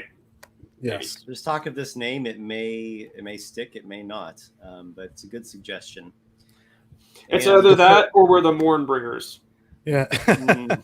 The Vanguard's the first name that I heard that just kind of... Mournbringer actually is not that half bad, but in and of itself, it's not half bad. Well, it's just... it doesn't work. You don't bring... What do you bring Mourn? Mourn isn't a noun. We kill everyone. With the destruction you bring, you leave a wake of mourning. Mourn wakers. The mourners. Mourn wakers. Whoa, there's like a double pun in that, because a wake also could be when somebody dies and you have the wake gathering. Whoa.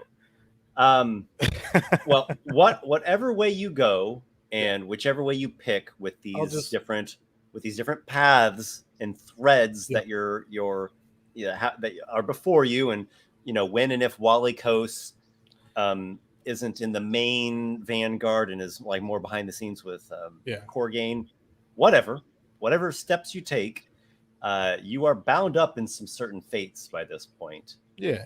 I mean, you've merely the hornet's nest by this point. You slew the thralls of Baal. Yeah, I suggested Vanguard because it was the first name that I heard that you applied to us that kind of clicked for me out of game, and it just felt I could see us calling ourselves the Vanguard, and the more we do it, the more natural it'll feel, in my opinion. I could see it, or I could see like the something Vanguard. Yeah, and that's the thing. I want to leave it open to making it the something Vanguard in the future, but the Vanguard is just a simple. Right. For the moment, it's vague, and we don't need to clarify and specify what we're the Vanguard. Right, because it's definitely been our role. We've been the ones sent in ahead of anything, or to stop stuff happening before it happens. You're avant-garde, even. Yeah, look all the way back to the first couple sessions when you were sent by Conaspindle. Yeah, I was thinking his name. To go in and find this potential threat, the Night Stalker. He thought it was Lamy, but it wasn't. So like we're kind of spear pointing that, if you will. So anyways, I've said my piece. Moving on, let's get shopping lists together. I have stuff I want to sell. Yeah. So if you want to sell stuff, just make your list. And I think that they might have some exotic items here, some magical items. Maybe we should have an eye look out for that. I mean, we've got some money. Buy one. Yeah. Like honestly, like if I can get myself like a magic short sword or something, that'd be really big. Yeah, like a basic magic short sword for you probably would be not too. If they have it, then it's not too expensive. We're gonna sell the scroll of invisibility. Yes. I think so. Yeah, unless the sorcerer one. Oh, I think we already sold it. We did. Yeah, And we he needs to pay us like 150 or something like that. Yep. Well, I have my list. Yeah, the halflings, right? Maxwell. He gave you 50, and he's going to get you another 100 here at the flotilla.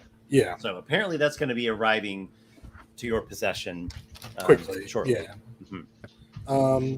So what do we really want and need that's not too legendary, rare, super rare, whatever, but something that maybe we could justify for the group? I Dagger can't of find Wishes? that.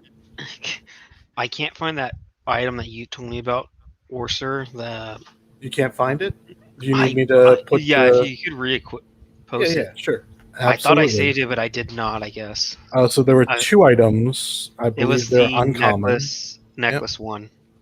Hang on one second. I'll pull it up right now. All right, magic items. So there is the uncommon Bloodwell vial. That was at the Bloodwell vial. Yep. So I'll just copy paste. So Esper, you're familiar with the Rod of the Pack Keeper? Mm-hmm. This is essentially a sorcerer version of that. It comes in +1, +2, and +3 versions, with the +1 being an uncommon, the +2 being so on and so forth. So it's the sorcerer's like enhancement item that makes their DCs go up and stuff. Yeah, well, you tune to it, you put a drop of your blood in, you attune to it, and you can use it as a spellcasting focus. You gain a bonus to attack rolls and saving throw DCs on your sorcerer spells equal to the modifier. And in addition, whenever you roll any hit dice to recover, you can regain 5 sorcery points. That property can't be used again until the next dawn. Woo! So, wow. What's this called? Bloodwell Vial? It's from Tasha's Cauldron of Everything, and it is an official item.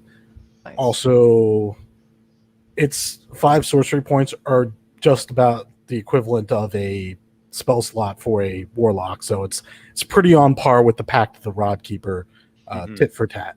You know. Yeah. Well, also in Tasha's Cauldron, every class gets its own item that's kind of like that, except I think it's druids and rangers and clerics and paladins share theirs. But, and of course, the warlock they left out because he's already got enough toys. Right. Exactly. Yeah. But that one, and did you find the Feywild Shard as well? Yeah, I found that one. It was just the blood well. Okay. Yeah, I would definitely look for that one because that one ties into your wild magic sorcerer origin. Those are the things that I think Vapor is going to be looking for. All right, so let's do this in an organized fashion. Sure. I see Adriel put some notes here. Oh yeah, those are just the 3 things I want to sell. You want to sell that? Okay. 100 GP silver bowl and platter have of some dwarven things made to sell. dagger from orc bounty hunter. Gold leaf book of elven work. 150. And Aygir has stuff to sell as well. Oh, oh sorry, that kind of went together. The dagger from the orc bounty hunter, that's a separate, that's a 3rd item. Sorry. That was the one I got from the bounty hunter that was trying to kill Walykos. Are you wanting to sell all 3 of those items? Yes, yeah, I want to sell all 3 of them, yeah. Okay. And if I mean, like, I think the only item that I'm really looking for right now is like a magic short sword. Magic short sword. Okay, just like a +1 short sword. +1 short sword, or just a short sword that is magic, so I can like not do half damage to everything. If I could find 2, that would also be awesome, but I'd be happy with just 1. Okay, sure. Well, as usual, more common things will be easier to find, and more obscure, exotic things are harder to find, but come with some nifty little special abilities. So I got a question for the rest of the party. Vapor does have a scroll fireball. I'm debating of selling because I don't see a real use. Hold on to it. What's your guys' thoughts on that? So Fireball, sometimes when you're out of spell slots and we're in a bad situation, I think having that's more valuable than the money, in my opinion. Just because it's such a good combat spell, and it's on your spell list, so you just activate it, with your action. Yeah, and I'm of level to use it, so I don't need to worry about. Okay. Like you could get a good amount of money for it, obviously. Yeah, that's what it's like. I'm thinking it's like. So here's my suggestion: if you find those items that you're looking for, but you need more money to get them, and this would allow you to get them, I'm pretty sure I'm going to need the money to. Then use it for getting the money so that you can get those, because those are permanent items. This is a one-shot item. Yeah. If so I think I'm going to sell. Don't find those, then hold on to it. Yeah. All right. Then it depends on if we find the items or not. Okay. So I've heard your ideas and read your notes here. Let's see what we can do. The principal halfling ship leaders, they come down to meet with you all. So there's Maxwell Fruck, Captain, Lyda Dre, the mystic, and Troublefield, who they've called a scout, and Shaggy, the big furry bugbear who is fond of his crossbow and apparently hates dry land. Maxwell makes a jingling noise as he walks up to you, and he pulls out a purse. Shing, shing. Well, sounds like it's all in there. He tosses it over to Aygir. Sounds like it, or you're going to look? And I'm going to look. Hey, if you want to count it in front of me, go ahead. It's all copper pieces. I mean, is it mostly large denomination coins? It's a small bag, right? Yeah. I mean, at a glance, looks like it's 100 gold pieces worth. Yeah, I'll count it. I not that I don't. Many of the coins have slight teeth marks in them. Sure. Hey, as long as they're not all clipped, so it's actually only like 75 gold pieces worth. So you start inspecting them, and I mean, it looks legit. And right. Maxwell says, "Hey, it's all in there." I told you it's all in there. It's all I in there. know. It never hurts to So- be careful. You can't fault me for that. Lyda told me that she's going to assist you all with some bargaining. Hey, that's probably a good idea. Halflings are oftentimes fast talkers out there in the market. They might try to pull the wool over your eyes.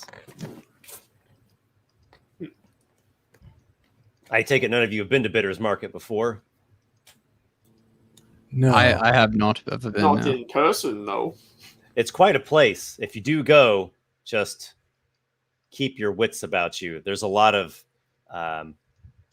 tiny little quick fingers about that place, if you know what I mean. So I got you the payment there, and I think this was a mutually beneficial excursion, with the exception of the one tragic casualty. I'm going to be meeting back with his family later today, and we'll be arranging some sort of funeral for him. But what's an adventure without danger, right? sometimes If at some point in time you never think to yourself, am I a rotten scoundrel? Then you're just not living life.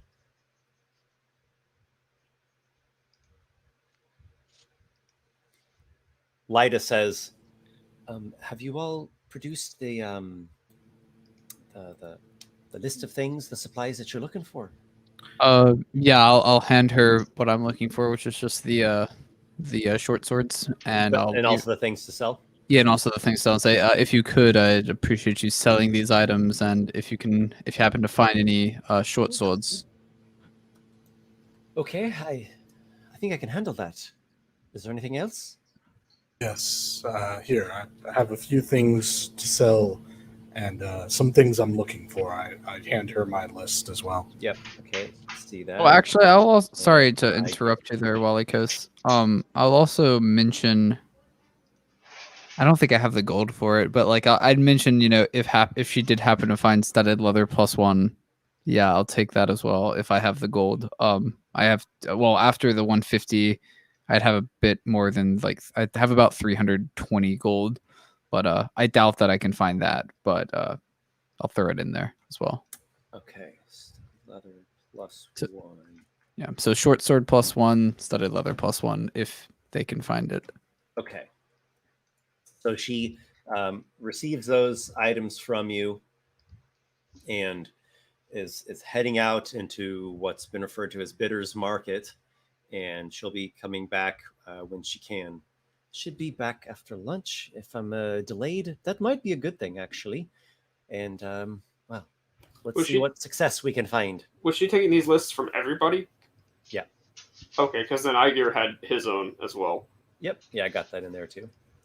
This All right. thing is pretty handy, but I have more stuff than I really want to have. I don't need all these pilfered orc weapons. I don't even use these magic spell components. My components are tools. I am a one who makes my spells. I don't just have eyes of newts and ears of bats and pigs' tails and snails. Well, if someone in Bitter's Market won't buy this, then I just might buy it because I have usage for newt's eyes and other miscellaneous herbs and salts. Oh, good. We may have a deal then. Well, I'm sure we'll be coming upon some sort of deal soon enough. One So, man's magical trash is another halfling woman's perfume or tea. Magic. I'm sorry, I do not know don't how make you use tea out them. of newt eyes and alchemical salts. What sort Or- of tea would or- that be? I don't know. A magic tea. It I'm not trying to turns you turn into a lich here. You're not. I thought that's what you all were trying to do all the time. Not a lich, neither a witch. No, any other thing that rhymes with itch. Though sometimes I've cured itches, but that's neither here nor there.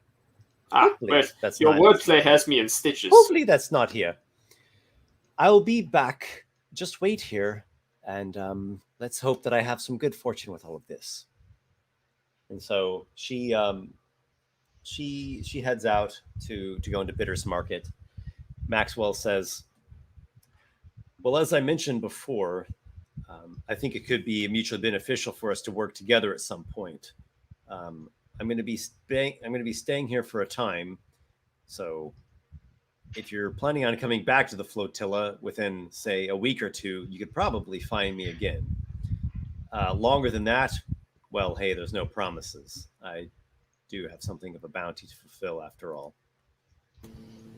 We wish you good luck, and yeah, hopefully we can find a way to offer you opportunities that'll be mutually beneficial. Hey, I look forward to it, Walykos. And if you come back here and I'm not around, you might check at the Pale Eel. There's a fume keep there by the name of Sagoth Coast. We generally keep in touch with one another, and he usually wants to know what trouble I've gotten into. We share a lot of stories. He's someone that I trust. Yes, and, hey, the owner of the Pale Eel. Yeah. Pale Eel, that's right. I have it written down. What you might call a fume hovel back in Barnacle, here we'd probably call it a fume hoy. And if I'm ever in Barnacle, I'll send a bird to House Mantavale. Perfect. We look forward to hearing from you. If I don't see you again before you all take off from here, good luck to you. Same to you, Maxwell Fruck. You're always such a dour one, Walykos. I hope one day to see you lighten up and smile a bit. I'm feeling a bit under the weather since my throat was cut, or perhaps you shall, strangled. Yeah, that does put a damper on things, doesn't it? Don't worry. By the next time you see me, I'm sure I'll be wearing a smile and dancing a little jig. Sure. I mean, hey, getting choked to death isn't the worst way to die. It's funny, Maxwell. Every time since I've met you, I got shot in the back. I got my throat, strangled. It's almost like there's a certain fate that seems to follow me whenever I'm doing business with you. So let's hope that our third meeting will not include another one of these near life, hit or miss encounters. What was the story about halflings? Oh, that's right. They're supposed to be lucky. I never said anything about their friends or associates. Some people actually think that we draw the luck off of other people. I don't know if there's any truth to that. Isn't this But not hey, the third meeting? You're still alive. He claps Walykos on the shoulder. I've had plenty of men die around me, and they didn't come back. That's the truth. So long as I can walk away from it, I guess I'll count myself as lucky. It gives you stories to tell. So that the scar, if I had any luck with the ladies, would certainly be a story to tell, but I don't think that's in my future. There's always an old shoe out there for every tired foot. Well, we'll see about that. Let's simply say good luck to each other, and the next time that we see each other, we'll share Zagape and the stories that we've gathered. Yeah, I look forward to that. All right, take care of yourselves. You as well. With a little spring in his step, he swaggers off to continue with the affairs here of the flotilla. So,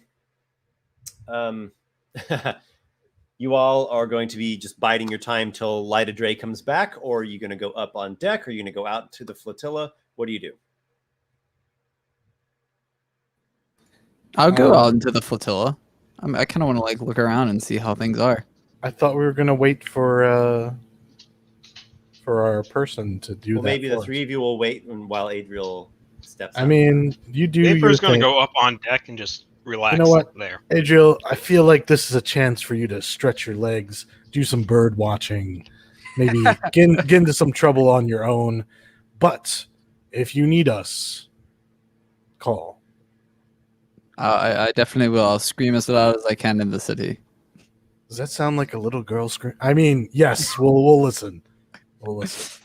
Yes, I just want to take a look around. I've been on this ship for a while, and as long as I don't run into who is it, Lyda? Yeah, as long as I don't run into Lyda, I'm sure I won't mess anything up. Well, Adriel, you make your way with you.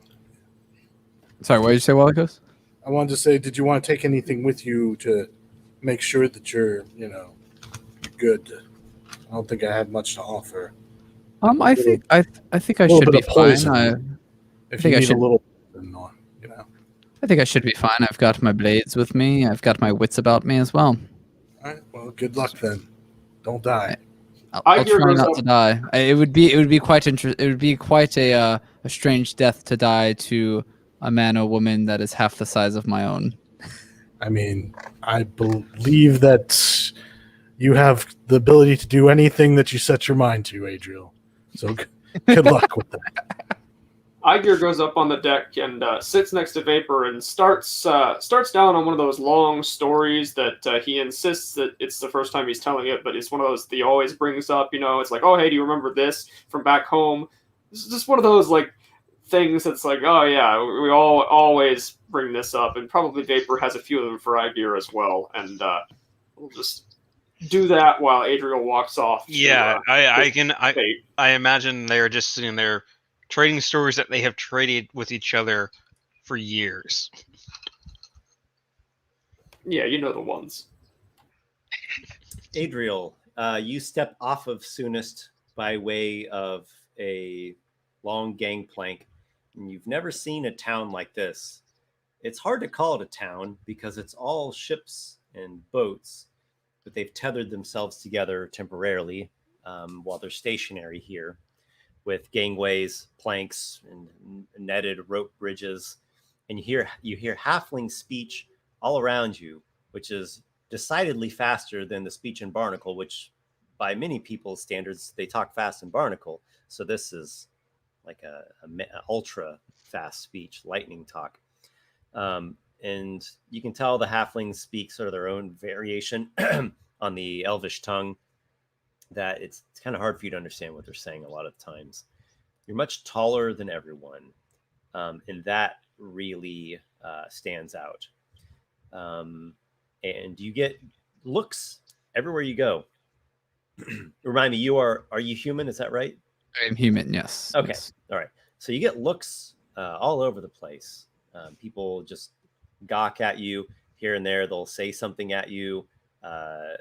Maybe someone will ask you a question. They'll try to entice you into a service or a good, whether it's a fish or something to smoke or clothing or whatever it might be. These little just household storefronts and stuff.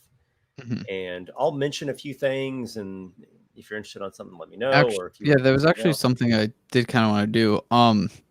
So like with halflings, like I mean, I'm sure that I know that they're pretty lucky and they're pretty swift-footed and like they're good at hiding and things like that. I wanted to see if I could potentially find any like thieves cans or indications of maybe like a thieves guild here or something. I'd like to learn from these people, like to maybe try and get better at my own craft, learn something that maybe I don't know because I've kind of been in Barnacle my whole life, so this is like a good opportunity to maybe get some experience with some people that are just kind of naturally good at what I do. So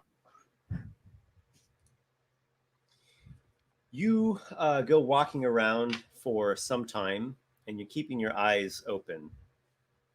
And it's actually not incredibly long before you do come across something that catches your attention.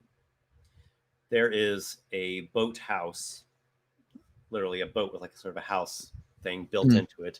The boats, by the way, here are all very scavenged and scrapped type boats. Some of them are in nicer conditions, but a lot of them looked like piecemeal and they've built onto them, and a lot of them are dwellings. They function as huts, so a lot of the halflings huts, kind of like shacks. live on these boats. Absolutely, they all do.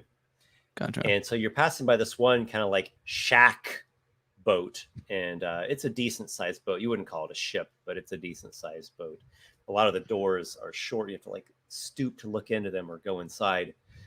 And you see some markings in chalk that to the untrained eye would just look like nothing, just like a kid scribbled on the wall with chalk. Yeah. But you make out some figures in there, and it is indicating that this hut boat is looking for fry peelers. Now that you may or may not know what that means. Make a, I guess it'd probably be a history check. Yeah. A history check. Yeah, I think history sounds like the skill. It's something social based. Could I do a stealth check since it's, I'm just kidding. You sneakily think about, you duck into a corner where no one sees you thinking about this. Exactly. All right, let me get my history. Oh, I didn't roll that well. Oh, actually, I don't know if I still had this. I don't know if I got this from. I have inspiration marked on my character sheet, but I'm not sure if I actually had it or not. It's been a while. I don't remember. Vapor is one with inspiration. Was Vapor the one with that? That might be the case. I Yeah. believe it's Vapor. Okay, I think I had it from when we all got it, and I just never used it. And I know that we lose it. So I did. So I got a 7. So I have a suggestion on inspiration. I feel like maybe it should just stick around until you use it, but you can't get it twice. But I don't know. We'll talk about it later. Well, for now, I will not use it since. Yeah, why don't we discuss that later? That might be a good thing to talk about and weigh the pros and cons. Yeah, So for now, I got a 7. Yeah. So you're not sure what the hell that means, but it's clear to you that they are like it's some kind of like it's almost like a help innuendo. wanted sign. Yeah. It's clearly an invitation to come inside because they're looking for help with whatever fry peeling is. Yeah, so I'm like looking at it, I'm kind of scratching my head, like thinking to myself, oh, man, I should clarify something though. I don't think this has anything to do with a history check. I think this would just have to do with what you would understand from reading this Thieves Can't script. Fry is actually being used in the sense of a baby fish. A fry means a baby fish, like a chick is a baby chicken.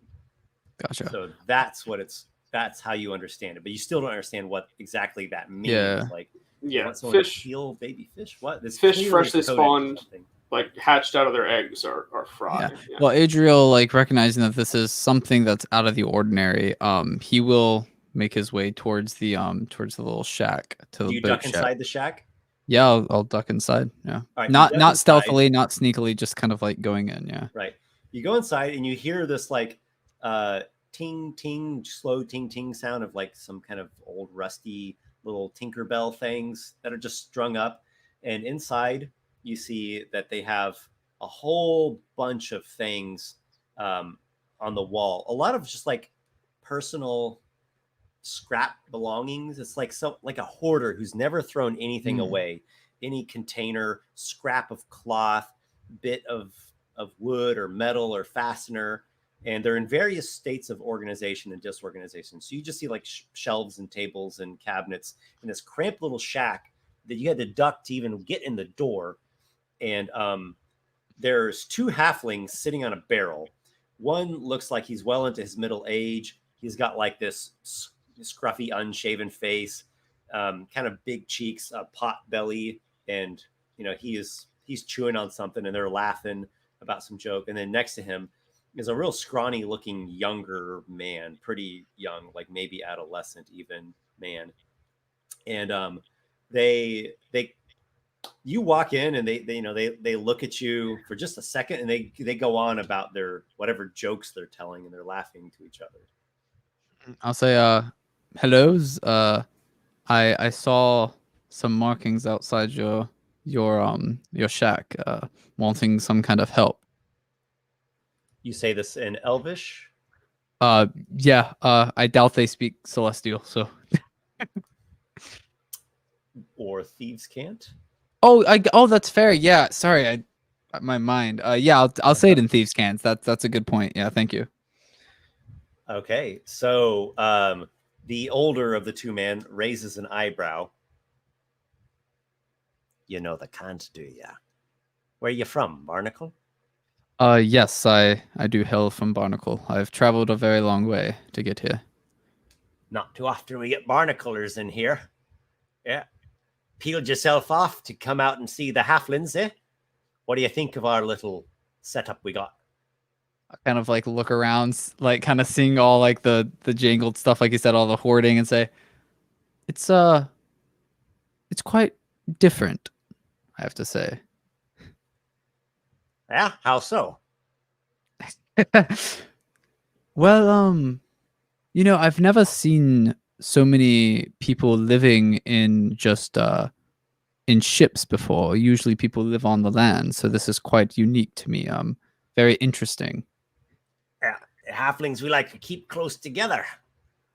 We're I can right family oriented, and friends are family too. And well, if you are someone that likes to have a lot of space around you, you might find yourself uncomfortable here. But you didn't come in here to talk about making friends, I don't think. You came in here looking for work, did you? Yes, work would be nice, but friends would also be nice as well. I would love to meet some new contacts here. And also I've heard that halflings are swiftfoot and very good at what they do, almost unnatural at well. And within in this next part, when I say our line of work, I'll say that in Thieves Can't. And I'll say in our line of work, almost naturals. And I thought I might be able to learn something from your kind. I could tell you a thing or two about some eating. He slaps his pot belly. Yeah, I said, oh, I'm sure you could. I have actually, have I tried anything? I don't think I've ever eaten any halfling food yet. I'll say I've never tried any halfling food, but when I was walking down through the markets, I definitely noticed some food stands and looked quite tasty. Yeah, I'll have to challenge you to a crab cake eating contest. I could put them away like you wouldn't believe. So I'm sure that you'd win. Well, we are looking for some help. We're organizing a new fry peel. Gonna do a run here in the near future. We could use another good pair of hands. Well, I'm quite good at what I do, and I'll sort of like take out a dagger and kind of like flip it around in my hand, sort of showing my skill, and then put it back down. Say, I'm happy to help out. Do you know when? I do have business elsewhere, so the sooner the better. Well, the sooner we get enough good help, the sooner we'll be able to head out. We're we're looking at the tether. You been there before? No, I don't think I have. What is the tether? The tether. What is the great crossing spanning the gulf twixt Barnacle and the mainland? We've been through it. Oh, have we been through the tether? Oh, I'm Yeah. sorry. Remember sorry, the big like cart? Oh, that's the tether. Like, yeah, cart, yeah. Cable system. Yeah, I remember that. Yeah, we actually. I'm assuming we have to go back there, right, to like get across. I don't If think you go by so. land, if you go by if ship, we're on you can go ship to Port there. of Barnacle. You're right. Okay. Yeah, I'll say yes. I have been to the tether before. That's actually how I originally made my way down here. Okay, well, we're looking at peeling from there. Got our eyes set on a nice fry that might end up being a lucrative prospect. We'd give you a good cut. I'd be happy to lend my services. What's the cut, though? Well, let's see. He looks over at the slender younger fellow and is like, Tom say he'd be on this. And the other guy replies to him in their little halfling tongue dialect thing, and they speak kind of real fast with each other. Make a, I want to say intelligence. Make an intelligence check, Adriel. These intelligence checks are hurting. I'm very good at charisma checks and dex checks. But, yeah. All right, where's my intelligence? Just a straight intelligence. Yeah. All right. Oh, normal roll. All right. Oh, 19. Okay, There so we you go. catch bits of it, then you can kind of make it out, and the guy basically says, "Well, if this one's in and Tom's in too, I think that's enough. Enough crew. Something. Yeah. See if he'll. He's like, see about half. See if he'll nibble. See if he'll bite with that." And so the older guy looks back at you and he says, "So we're looking to have a team of 5 if you're in. So we'll be giving you your share if the peel goes successfully and we get our ransom. Then you'll be looking at 200 gold pieces. That's out of character. That's actually not half bad. Yeah, I'll think on it a bit and say, Well, I'd like to hear more of the plan, of course, but I know that the just a quick question out of character. What's your specialty? Your blades?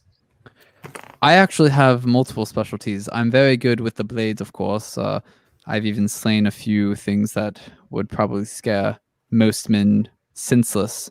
But I'm very good at speaking as well, talking, persuading those around me.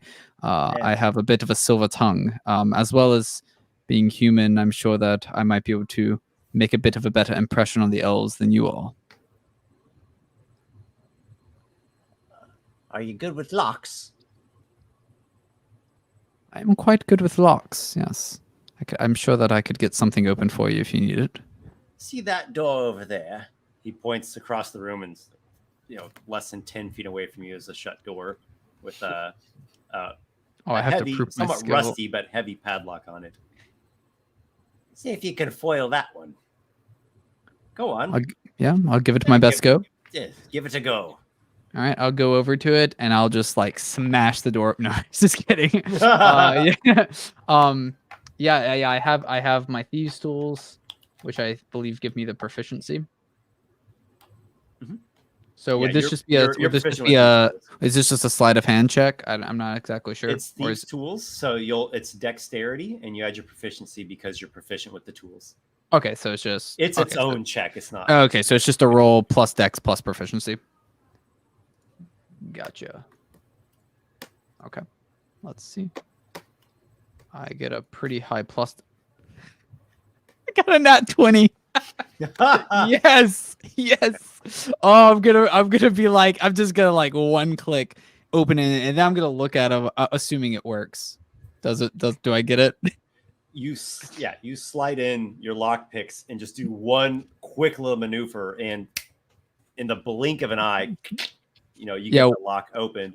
Once I do that, the old man like pops in surprise, and this like some kind of wad of something he's chewing on like spits out of his mouth by accident. Well, sorry, he leaps down off the barrel, picks it up, pops it back in his mouth. Yeah, I'll put my tools back in their kit, put it back in my pouch. I'm gonna look over and say, well, if that's the best door you've got, I think I've just proved my worth. We're working with fire here with this one. Yeah. Like I said, I'm quite good with my hands. You want to tell Tom that we're gonna be peeling like never before. well, now that I've what got your attention, what we could use you for is picking some locks. Maybe if we need you to talk to somebody, but the whole thing is gonna go down at night, so hopefully we won't need to talk to or see anyone. And you won't be seeing me just right there in the thick of the action at the tether. I'll be sailing the rig and a bit of the lookout, getaway ship. Yes, I'll be manning us out of there.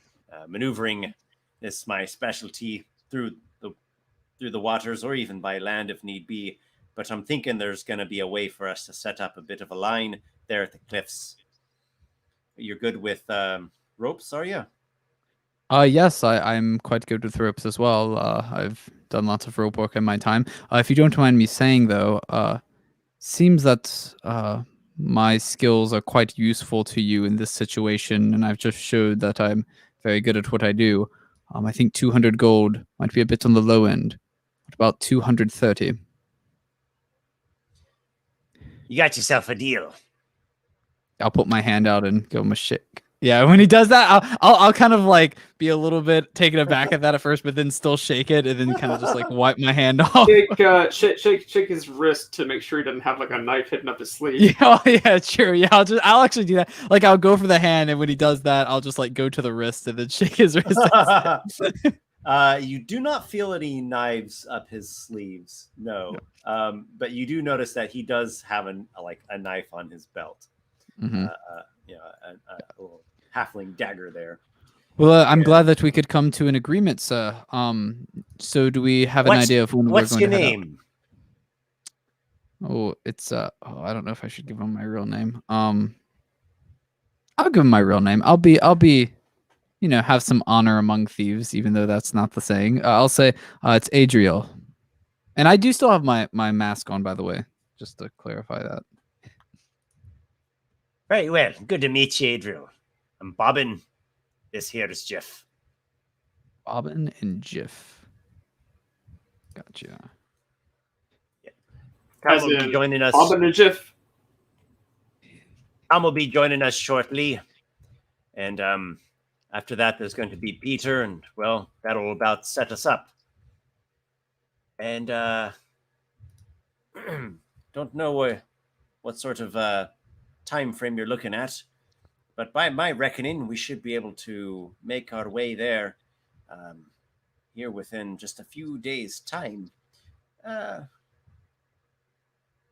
You're not by chance needing to stop back by Barnacle, are you? Yes, actually, it'd be nice if I could make my way back there as well. Yes, that would be quite convenient. You have business in Barnacle. Well, yes, we do.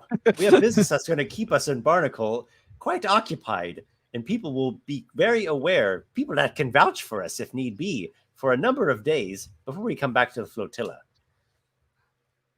I see. We've got some people that'll get us a good alibi if anything goes awry with our little jaunt over to the tether. Yes, that's probably a good thing to have for sure. Well, I can definitely help us get into Barnacle. I know people there as well. Very well. I don't know if we'll be needing to actually leave the port, but we'll see what we can see. Would this be your first fry peel? I still don't technically know what the fry peel is. I'll say no. I've done this before. I'm imagining that it's like, you can't really peel baby fish, so it's kind of like delivering coal to Newcastle, or it's some term for I'm assuming good. it's some kind of like robbery or heist or something that we're doing. That's kind of what I've gotten from it. All right. Well, yeah, he's mentioned something about they're trying to abscond with something. They're going to try to use this ropes to just like get it down the cliffside there at the tether, get in their ship and flee. And all unbeknownst, and by the alibis story, if it comes to that, they were in Barnacle the whole time. Yeah. People saw them all night long. And then he said something about a ransom, and then your cut of the ransom is going to be this 230. Yeah, so it might be like kidnapping someone. Yeah, well, yeah, but Adriel will say like very confident, or as confidently as can. Yeah, yes, I've done similar jobs before. Just a little bit of light kidnapping. Yeah, it's okay. If I do need to deceive him, I am happy to. I'm actually good at that, but I don't know if he needs to be deceived or not. At this point, he's been so impressed by your lock picking that he's just kind of going along with you. Maybe if you are to try to do a bigger bluff, we'll yeah, deception check. And so it's set, and they tell you to meet back at their little shack boat in 2 days' time. In 2 days' time. Yeah, and they're going to be heading to Barnacle. All right. Yeah, Barnacle, at least Havensport. Yeah, I'll nod and say, I will meet back here in 2 days, but would it be possible to speed things up a bit, or is there no way of going quicker with this job? You're eager, are you? Quite. I'd like to get it done as quickly as possible. Yeah, well, I'll see what I can do. Why don't you stop back here tomorrow, and maybe we'll already have things in order by then. Sounds good to me, Bobbin, and nice to meet you. I'm glad that I could find some of my own kin here. Yeah, You got any spare rope that we could use? That might speed things along. Yeah, actually, I'll pull out my I think it was 70 foot. Let me find it. Where are we at? Yeah, I'll pull out my my 70-foot silk rope and I'll say, "Would this help?" It's a fine rope there. Yeah, every bit helps. The I'll cliffs toss at it the over to tether him. are quite high, but yeah, that will be due for a stretch. Yeah, I'll toss it over to Bobbin and say, "Don't lose that rope." Whew. Could pay for your sister's wedding dowry with this rope. I'm sure it could. Yeah, I've used it to get out of a few precarious situations. So I see. He runs his thumb along the top. It probably has some Man. scalding marks on it. Yeah, from- he like runs his hand across some. It's pretty subtle. Other people might not notice this, but he picks out like these little frays and imperfections in it. You are a man of action. I try my best. I've gotten myself in a lot of precarious situations, but I've always found a way to get out of them unscathed, even if some of my items get a few scathing marks on them. Yes, well, better that than the rope dangling between your legs, eh? Agreed. Get out alive and with your balls still hanging. Yeah, Adriel will laugh a bit, say, "Aye. Oh, I like you halflings." Thank you. So tomorrow then, swing by when you can. I'm here most of the time. I try to keep all this from falling apart. And it's set here apparently in 2 days or maybe even 1 day. I'll come little back the next halfling, whatever this crew is, are going to be doing a fry peel. It's gonna be great. Yeah. And there you go. You've met Bobbin. Bobbin Wetwing actually is. Yep. Can I try and do something? So when I leave the hut, can I try and like stealthily leave to see if I can show off more of my skill to them, like as I leave? Okay. What are you thinking? Like a distraction and then dart out? Yeah, something like somehow like make them turn another way, like not just like the default like, "Hey, look over there," but like Throw a somehow smoke distract them, like maybe distract them in some way, and then just kind of like disappear where they look back and they're just sort of like the Batman thing where like he All right, like they so- look away for a second and then they look back. It's like, what? Where'd you go? You know? Hey, look, Alright, a distraction. in this case, go ahead and do that deception check. Okay. Come on. Unnatural 20. Okay. And he's got a 17 insight. So you cause your oh so subtle distraction and just kind of leave him there talking to himself while you sneak off. And you've gone, off the little gangway of their boat back onto, the rest of the flotilla. And you hear him in there, what in the hell's? I'll sort of like chuckle to myself as I leave. And I'll just kind of make my way back to the well, you know what? No, I'll actually go to one because I mentioned that some of the food smell good. I'll go to one of the food stalls and get some food. I'll try and enjoy myself a little bit in this little town. Yep. You go to a food stall and you order up some food. You get like this hot steaming plate of, they've got some sort of noodle type thing that seems to come from a seaweed paste, and it's mixed up with chopped bits of octopus and fish. And it's actually fairly spicy. I don't know if your character can tolerate spicy food, but it's, I'm gonna make a roll on it. Let's see if my I'll say Okay. odd, I cannot, and even I can. okay. Let's see. I cannot tolerate. I do not like spicy food. Apparently. All right. So you've gotten just like a few bites in and your mouth feels like it's on fire. Your cheeks are flushed. Oh. You're Oh, almost that's- having like these like hiccup feelings. And the halfling lady who served you is laughing and she's like, it's a bit much for you, is it? It tastes delicious, but do you have any water? Whew. I'll have it if you don't want that. And you look over and you see a woman, a halfling woman, who is very overweight. She's very heavily obese, and she almost has this desperation in her eyes, and is like asking for the food that you can't handle. I'll look at her and I'm starved. sure. You know what? Yeah, it's a bit too spicy for me. You can have the rest. She yanks it out of your hand and just starts like slurping it down. I'll sort of like And, eye the restaurant owner. Yeah, the owner. It's like, I've told you, Thelma, how many times to stop pestering my patrons. Just get out of here, skedaddle. And she just sorry, like places the plate down and like shrinks back a step and she looks at you, Adriel. She has to look up, right? Because you're much taller. Mm-hmm. And she looks, she has like this real puffy, pudgy face, and her eyes have this this worried look to them. And she says, "Do you know where to get any scorching pepper?" No, I don't even know what that is. If you can find it, please. I need some. Scorching pepper. All right, I'll come. What's your name? I'm Thelma. Thelma. Oh, nice to meet you, Thelma. I'll come find you if I find any. Is this scorching pepper a thieves' cant thing? Perhaps. Okay, she's just looking for something spicy. Gotcha. It's not.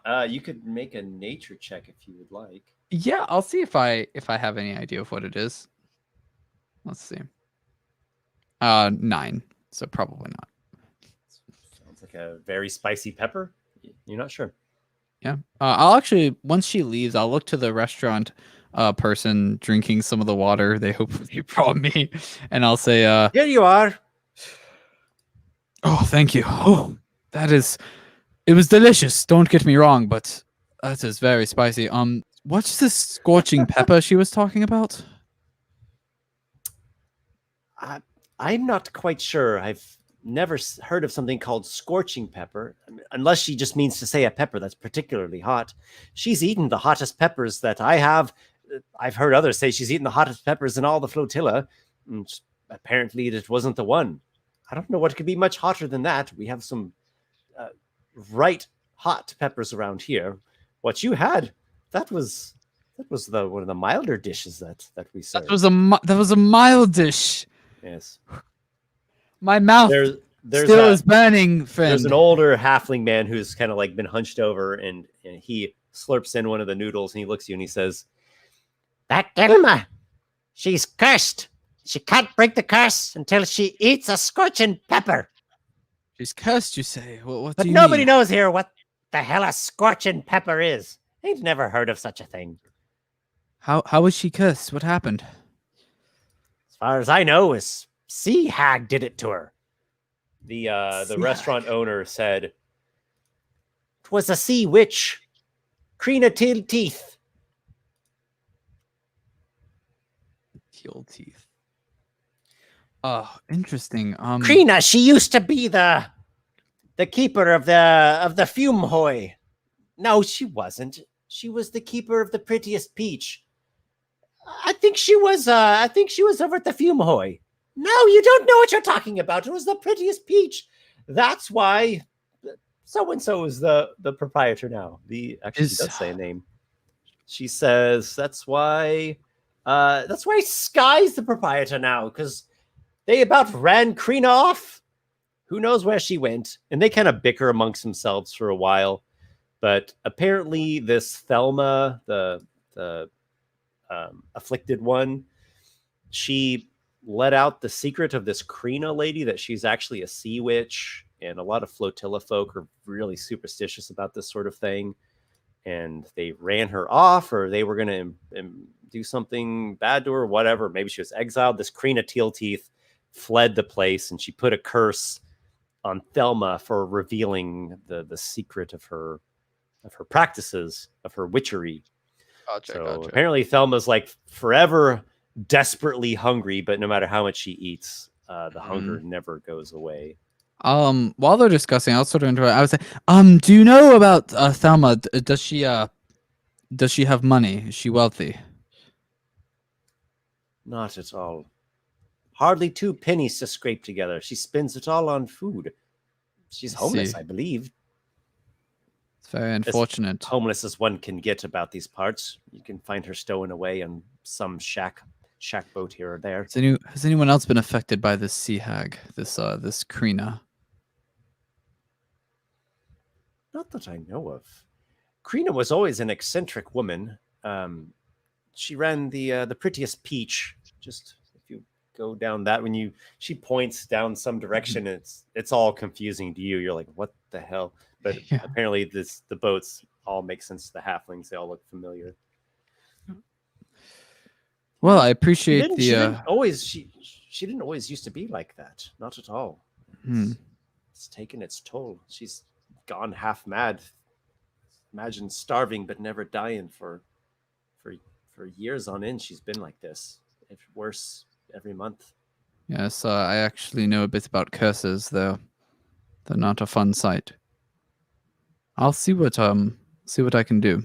Thank you for the meal and the stories, and I'll sort of put the gold or silver down that was for the meal, and I'll get up and make my way back to my ship. So she looks down at the silver pieces, which actually way more than the fare, and her eyes like grow wide, like, "What? You've got nobility on the flotilla. Better watch out." And she kind of gives you a word of warning, like, be careful. Don't let too many people see you flashing around that kind of money. Probably bobbing in them. Yeah, I'll keep an eye out for sure. Thank you, but enjoy that silver. What next? I think I'm gonna make my way back to the ship. Okay. You head back to Soonest, and there you find your party, and I believe actually everyone's up on deck. There's a lot of the crew up on deck, and everyone is looking in the distance as there's a ship coming in, a pretty large ship. And one of the halfling crew mates comments, "It's the sea dragon." Aygir is familiar with the sea dragon. Vapor might be, perhaps, but Aygir is definitely familiar with the sea dragon. Why am I familiar with the sea dragon? Because it is mainly crewed by hobgoblins. It's a goblin ship. Some people would call them goblin pirates. But that term it's a loose term. The sea dragon. There are some other goblinoid crew. It's all goblin kind, predominantly hobgoblin. There's a captain. What's his name? Dogshin Quaguneg. I'll put the name here. Dogshin Quaguneg. And he's a pretty formidable fellow himself. And Dogshin Quaguneg is hobgoblin warrior captain. They hail out of Pillarstad, the freestanding basalt tor that is just off of the mainland. It's kind of its own little isle on the northern. I can pull up the map real quick just for reference. How do you spell his name? Dogshin? I put it there. You put it in the stream chat. Yeah, oh, it's in the actually stream like chat. the I YouTube see. comments. Gotcha. Up here, Pillarstad. Yeah, that's their home city. Interesting.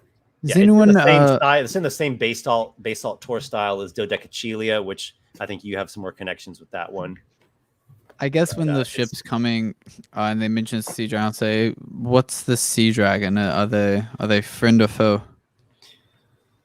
Oh, well, depends on who you are. Oh wait, I'm not there. Neutral party, I would say. They mainly keep to themselves. Be careful if you ever have an interaction with them. You don't want to get on their bad side. A rough crew. I'll keep that in mind. Are they some sort of? They come through here from time to time to do trading with us. I see. Are they halflings? Goblinoids. They are goblin kin. Captain's a hobgoblin. I see. You see the ship coming in. It's really a pretty large ship. It's like a galley or a caravel type ship, but it's in a hobgoblin style. So it's not. It doesn't have like the boat aesthetics that you would think of an elven craft, where the elven craft has like, these long, sweeping, elegant curves. This one almost looks like a warship. In the front of it, the figurehead of the front is this like scowling, literally sea dragon thing, carved out of wood, and it's like painted all these really strong, harsh colors in reds and oranges and yellows, and it's just this like glaring, draconic face splitting the waters as they sail and row. It just looks like this mighty long warship thing coming in. Mhm. And you can see the goblinoid figures clearly larger than halflings, and they have a couple actual like goblins like working up in a crow's nest and like doing the riggings and stuff. The little guys swinging about almost like chimps as they get the ship ready to lay to. But yeah, Aygir, I don't know if you have met Dogshin yourself personally or not, but you at least know who he is. Yeah, I would actually, Adriel, like, seeing that they're like goblinoids, like he'd actually go find Aygir and like sort of tell him, like, go find Aygir and say, Aygir, I think that you might know something about this. There's some sea dragon ship up there with some goblinoids. He's still aboard Soonest. Have you gone back there? Yeah, I'm back at sea. Yeah. Yeah, I'm on the ship. Yeah. Yeah. Oh, A lot okay. of people on Soonest, they're on deck watching the sea dragon coming in. Dogshin Quagunek, captain of the Sea Dragon. You said the Sea Dragon. That Sea Dragon. Big, That's the sea red, dragon. orange, yellow, bright colored thing. Well, strange man it is that chooses wood and planks and oars over a good Xena and the herd and riding on the steppe, but who am I to judge? He's... What do I know about him? I Well, would say They've had that... many clashes with orcs. They're known to Okay. raid orcish coastal settlements, but they have plundered elven ships before as well. By elven standards, they are goblin pirates, and they are considered enemies. But in the Western lands, like especially amongst your kind, they're more like adventurers. Yeah. Right. An adventuring party that mate is not entirely different than your own. Like the goblin children probably look up to them and it's like, I want to be like you when I grow up. Yeah, think of it as sort of like a dashing, heroic figure almost, right? Like they gain honor amongst their kind by having these Right. successful raids. He's Kinda like a Long goblin. and bitter conflicts between the goblin kind and the orcs and the steppe. Kind of like a goblin Robin Hood almost. Goblin Hood. Set it up, man. Yeah. He That's is a pretty good. strange man who chooses that life, but there is honor in raiders such as him, who he knocks over the pretty little constructs that the elven slavers would set up, and he fights off orcs who would seek to destroy our way of life. I've only, I think, met him once or twice and not really exchanged any words, but I have bought things off of him before. Small trinkets and treasures that I've researched in my quest to understand more of the history of this place. Why do you ask me about him? Is that what that is out there I see? Is that the sea dragon? That is the sea Dogshin dragon. is the best warrior in the coast along the coastlines. Says Oh, I'm sure that One time he Aygir split could. a Skorok's claw clean off with one cleave of his sword. like, who is that saying that? Halfling. Yeah, just Oh, a random. Yeah. I'll say I'm sure that Aygir could put up a fight against this Dogshin. Aygir, amongst the generalized goblin kind culture, he is known to be a very formidable warrior. How much of What- that has been played up and exaggerated? Well, who Right. knows? What do you say, Aygir? I think that you could take him on. I'm sure that I could, but why would I? Prove your worth. Maybe show that he's not the strongest goblin in the. Where is he from again? Sorry, Pillarstad. from Pillarstad. I have my mission. That is to slay a giant, not some pillar-stod man with his. It doesn't quite translate, but it's like stubbornness.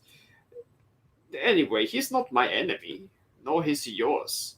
Oh, I know. I'm just. Why would I fight him for no reason? What are you trying to do, Mr. Instigator? Oh no, I'm just. Not every goblin is something to just be murdered, you know. Not little girls, not grown men.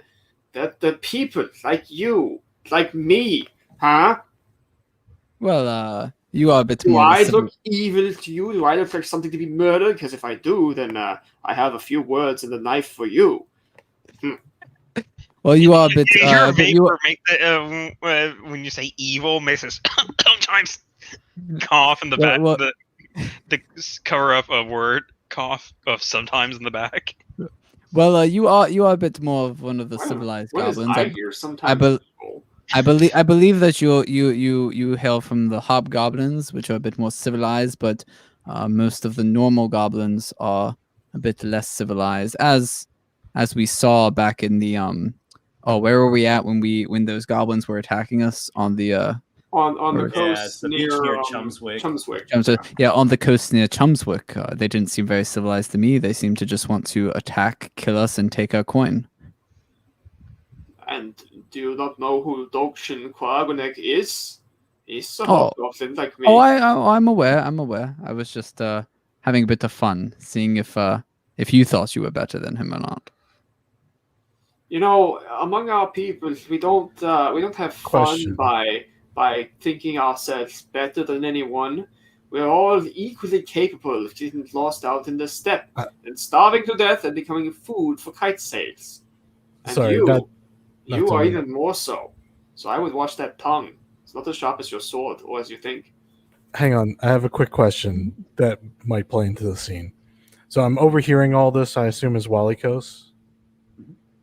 And off to the side. Do I see, like, this person? Can I see them physically? Like the goblin who they're talking about, Dogshin? Make a perception check. Maybe you can see him at a long range. Even at a long range, yeah. If I can just see his features. Let's see. Perception, that's going to be at 17. It's probably not enough to pick out a lot of detail, but you do see someone manning the helm.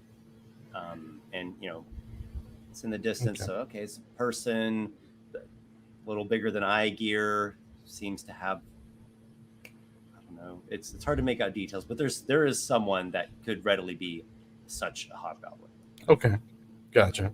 Never mind then. I had something I wanted to do that would be kind of tricksy, but it wouldn't have it wouldn't play out right if I didn't know his face. You could tell from here that he's taller than Aygir. He must be tall. You could get. I'm sorry. Say that again, Esper. Go ahead, Aygir. Oh, if you can tell from here that he's taller than Aygir, he must be big. He is quite large. Yeah. Yeah. He is known. He is famous / infamous for being a powerful warrior, a devastating swordsman. Well, great interest to you, Walykos. Maybe you could wait for a time and then go look at him up close once the hobgoblins get within the I can't properly say town, but within the flotilla itself. I mean, it was just a passing thought. I had a little idea, but if it's that far away, then nah, I'm fine. Well, if I may, I do need to discuss with you three something. I actually have a bit of business now in Floatilla, and I have somewhere to be tomorrow. A bit of business? What business could you have possibly gotten into? What have you been doing, Adriel? Well, Walykos, I found a bit of a job for myself. They're paying me 230 gold. Okay, and how long will this work take, and when? Well, they're going to be making their way to Barnacle as well, and I'm meeting them again tomorrow to see if they're ready to go or not. They also, So wait, you're saying they have a ship and they're headed to Barnacle? well, yes, they do have a ship, but we're going to be making our way on the land towards the what are those things called? The tether? Is that what it's called? Yeah, the tether. Yeah. Well, we're going to be making our way to the tether. I'm happy to explain more, but I think that it would be better to talk about it more in private without prying ears. That's fine. We're looking for a ship to go back to Barnacle. That's why I say. Oh, that's right. I forgot that we weren't taking this ship back to Barnacle. Why don't we? Yeah, my bad. No, I forgot about that. Yeah, no, that's a good point. Are they Yeah, going to give passage or no? no, that's a very good point. Sorry, when I was doing that roleplay, my mind completely slipped on that. Yeah, It was on my mind as soon as Esper said the words that they were headed. Yeah, I blanked on it. Yeah, no, so that's a good point. Yeah, so Adriel will say, I didn't mention it to them today, but tomorrow I will definitely talk to them about it. I'm sure that they'd be happy to give us some passage, especially if we were able to help. And I'm happy to vouch for you. Why don't we come with you so that they can meet us? If they're going to give passage, they're going to want to know who, and they don't have to accept if they don't want to, but it'd be kind of awkward for us to meet you at Barnacle if you're going off on this possibly dangerous, situation. Yes, no, I agree. However, and I'm gonna look at Aygir and Vapor. I'm gonna say the squares. Yeah, exactly. I'm gonna say, are you two going to be all right with this job? It's not very lawful. How we met them was Lami Longstockings. No, I know. Yeah, I know. But like they've questioned things in the past. That's why Adriel's mentioning it. Remember though, Aygir is neutral good, not lawful good. Yeah, I know. Just like out in the character, like Adriel's just like you've questioned me on a lot of these things, so it's like he's just making sure. Morley, not really, but well, it sounds like you're going to be only hurting those who can stand to take a hit. Yes, we'll be making a bit of a heist. Can I assume that we've like kind of made our way into a private area, Esper? Like while we've been talking, like I've been like putting us somewhere where like there's no one that can listen in. If you all want to. Yeah, that's what Adriel would be doing, like shifting our conversation to somewhere else. But yeah, he'll say, it's a bit of a heist, and we may be taking someone for ransom as well. No, you have any details? You're not trying to involve us in this, are you? You're welcome to be involved. I'm sure that we could find a way of splitting the gold, but you don't have to be. I know that the one who's sort of a getaway ship, he will be sitting on the low ground while we get the supplies down there, so you could take that position. I will let you dig your own grave on this one. I've got your back if you need me to, Adriel, but that's not my decision to make, since it sounds like you're being hired by them on this job. Yes, I'm sure that they could use the extra hands, though, and we've probably been through more than they have. I'm sure that we could work something out tomorrow. That depends on how much they want to split their profit, I suppose. That's true. The worst case situation is that if all four of us work with them, I'm happy to split the gold that I'm getting with us three. Let's just not push our luck. Ask for passage, but you subtly tell them if they are looking for someone, you've worked with me before, and that's the truth. Agreed. I think that's our best bet. They seem to be good folk, from what I can tell. Well, and if they're not receptive to the idea, then so be it. I just figured that I'll watch your back better if I'm there rather than hoping that you make it back. I appreciate the backup, Walykos. And Aygir, Vapor, we've been through lots as well together, so I'd be happy to have you with us. Oh, they just said they didn't want to. Well, Vapor didn't. Oh, maybe Vapor. I was trying to figure out how Vapor would. And Vapor would not be down for this. He's got. Party split. Party split. There's refusing to turn you into the authorities because you're not going to be robbing anybody who couldn't kind of stand to be robbed. And actively taking part in the robbery, right? Especially when it might potentially be dangerous. And you're basically staying like passive in the situation. It's just like I'm not gonna participate, but I'm not gonna stop you. You know, I might aid and abet, but I'm not gonna be an accomplice. Yeah, it's like in every heist movie where like that one guy's just like, I'm not gonna do this, but he doesn't actually report the crime or anything. He's just like, I don't want to do it, but you can do it if you want to. Yeah. We are at about 3 hours. I felt like this was a pretty good spot. Do we want to pause here, or do we want to check on the items bit? Oh yeah, let's do the check items. on the items. Yeah, let's do the items. Then we can bring that in. Yeah. Okay. Yeah. It might go fast, so let's try to do that quickly. Roll them. So later in the day, Lyda Dre returns and speaks with you all, and she's brought some things. I'm gonna do some rolls, but she's at least brought some coinage. Adriel, for the items that you had given her for her to sell at Bidder's Market, she has procured a total of 155 gold. Oh, she got a little bit. Oh, yeah. Oh, because of the dagger. Awesome. And then Walykos, she has procured 210 gold pieces. Nice.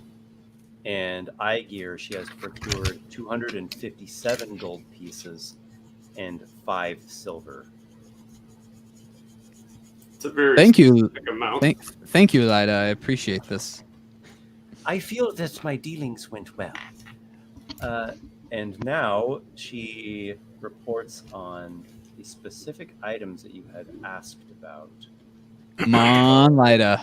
So first, Adriel asked about a +1 short sword. As well as the +1 studded leather. Also. Yeah. Yeah. So The short sword was the main one. Yes, indeed.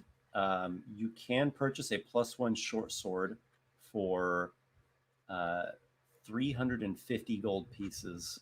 Is the deal that's a she lot. was able to work up for that. I'll do that. I think that's fair. 300. How much was it again? 350. 350. So that's 425 minus 350. Yep, I'll give her the gold. All right. So she's gonna do the negotiating and bring it to you. So if you want, you can just put that on your character sheet now because you'll have it within 30 minutes or something. Do you still want me to do a roll on the studded leather? No, I won't have the gold for it. I only have 75 left. So all right, but hey, that's do a roll on it because that's fair because that's fair. It's just available here. Okay, that's a good point. That's a good point. Because what if my thing isn't available? Then I might be like, here, you take the gold and pay me back. That's a good point. Okay.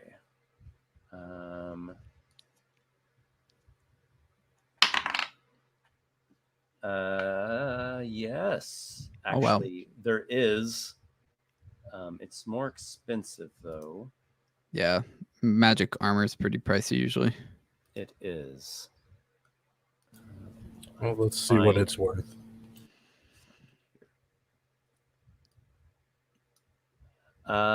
Yes. So this one it's a little complicated on this one.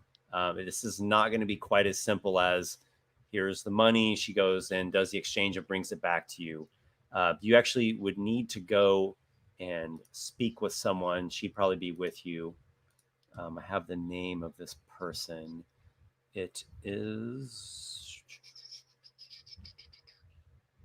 Nykel Blessern. Nykel Blessern. How do you spell that? Yeah, I'll put it here in our private chat. So if you just want to put Nykel Blessern, Flotilla, magic items, something, or the studded leather +1, maybe that's the best note. So he's involved somehow with this, and it would be a little bit more of a process. It's not something that they would just on hand be able to do the exchange. Do we have it could be done, and the price he's going to have to negotiate it with you, but it's going to be she says it's probably going to be at least 2,500 gold. Does anyone want to loan me 2,500 gold? The +1 sword was like 300, and this is that. Yeah. Armor is No, really well- expensive. well, yeah, that's not fair. that It's a expensive. rare item. Yeah. All That's right. what's doing it. Yeah. Sure. Yeah, no, I'm afraid that's not in our budget at this time. Oh, come on, Aygir. I'm sure Yeah, that you have so I had to- 2,500 I had gold to say. pieces to lend me. And then Walykos asked about a grasping Uncommon. Yeah, it's a tattoo, actually. It's a magic tattoo. magical tattoo. Okay. So she checked on that and she said, I couldn't find anybody that knows what you're talking about. Better luck elsewhere. Roll better. No, I'm just kidding. That's fine. It's an uncommon item. It's not like I feel like I'll find it if I just keep looking for it in each city. Sure. Yeah. And then also, Aygir had asked about half plate, not magical, but half plate, which is a good suit of armor in and of itself. Yeah. Technically, he wants to essentially turn his armor from the equivalent of scale armor into half plates. So basically, it's just like plates, I guess. Okay. In fact, that same name that I just given, the Nicol Blessern, he apparently is involved with a crafter's hall. I have so many notes about the flotilla that I made. Tong and Trestle Crafting Hall. Yeah, he is a predominant figure there. So that's another NPC contact you can talk to about procuring the item, procuring materials for you to make the item, however you want to play that out. Was there any other item that I have overlooked? I think you're muted, Vapor. The blood vial, well, Yes, I knew there was something. Okay, blood vial. And the Fey, you still need to look for the Fey shard as well. No one's heard of such a blood vial. Well, here, my regrets. it was a long shot. I almost got into an argument with a person who was accusing me of looking for necromantic implements. And what about the Feywild shard? Okay, let me find that. Which one is that? It's an uncommon item for the sorcerer.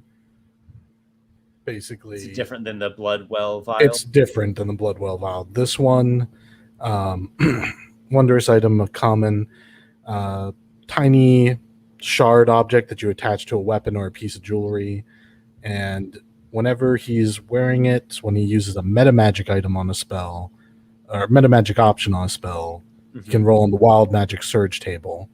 The result is a spell. It's too wild to be affected by your metamagic, so you can't metamagic that spell. And if it normally requires concentration, it doesn't require concentration in this case. And the spell lasts its full duration. If he has the wild magic sorcerer's origin, which he does, the property, this property is used to roll on the wild magic surge table. It can't be used until the next dawn. Yeah. Okay. Oh, I'm sorry. If he a way to activate the wild magic surge. Yes. So I'm sorry. It's if he doesn't have the wild magic sorcery, he can only do it once per day. When he has it, he can do it as many times as he wants with his sorcery points metamagic. Yep, makes sense. So it gives him a way to activate and channel his surge Interesting. through metamagic. Okay. Yeah. Very interesting. Indeed. There is one here. I found someone who has that. Nice. And she says the price of that 5,000 gold pieces. I mean, it's an uncommon item, and it's they're sorcerer specific. They're only asking for 200 gold pieces for it. You got that, Vapor? I don't, unless the scroll would sell for that, I won't be able to get it. Here, I'll loan you 200 gold for The scroll of fireball? Yeah. I think a scroll of fireball would be more than 200. Oh, it's definitely way more, but Yeah. don't waste your scroll of fireball on that. Here, just take 200 gold pieces. Okay. Thank you, Walykos. All right, so she makes the exchange for that, and as well, she can bring that back fairly quickly. So you've got the Feywild Shard, and Adriel has his magic short sword. Yeah, I'll definitely like be looking at my short sword, like kind of gawking at it a bit, like, oh, I'm going to kill some constructs with this. It's an elven crafted short sword, Mm. clearly not produced here at the flotilla. Yeah, I'm just like imagining like killing all of those constructs that I had to run away from last time. I mean, we're going to be going back there, and there's multiple levels we haven't. Well, there's at least one more level with the elevator that Yeah. we need to explore. I'm just glad I got the magic sword because now I can actually like damage these things, which is really nice. It's huge. Uh, All right, I suggest we pause here. This is a great pausing point. Interesting seems that way. session and more irons and plots developing. Look forward to the next one. Indeed. Indeed. All right, thanks everybody for watching and following along, and until next time.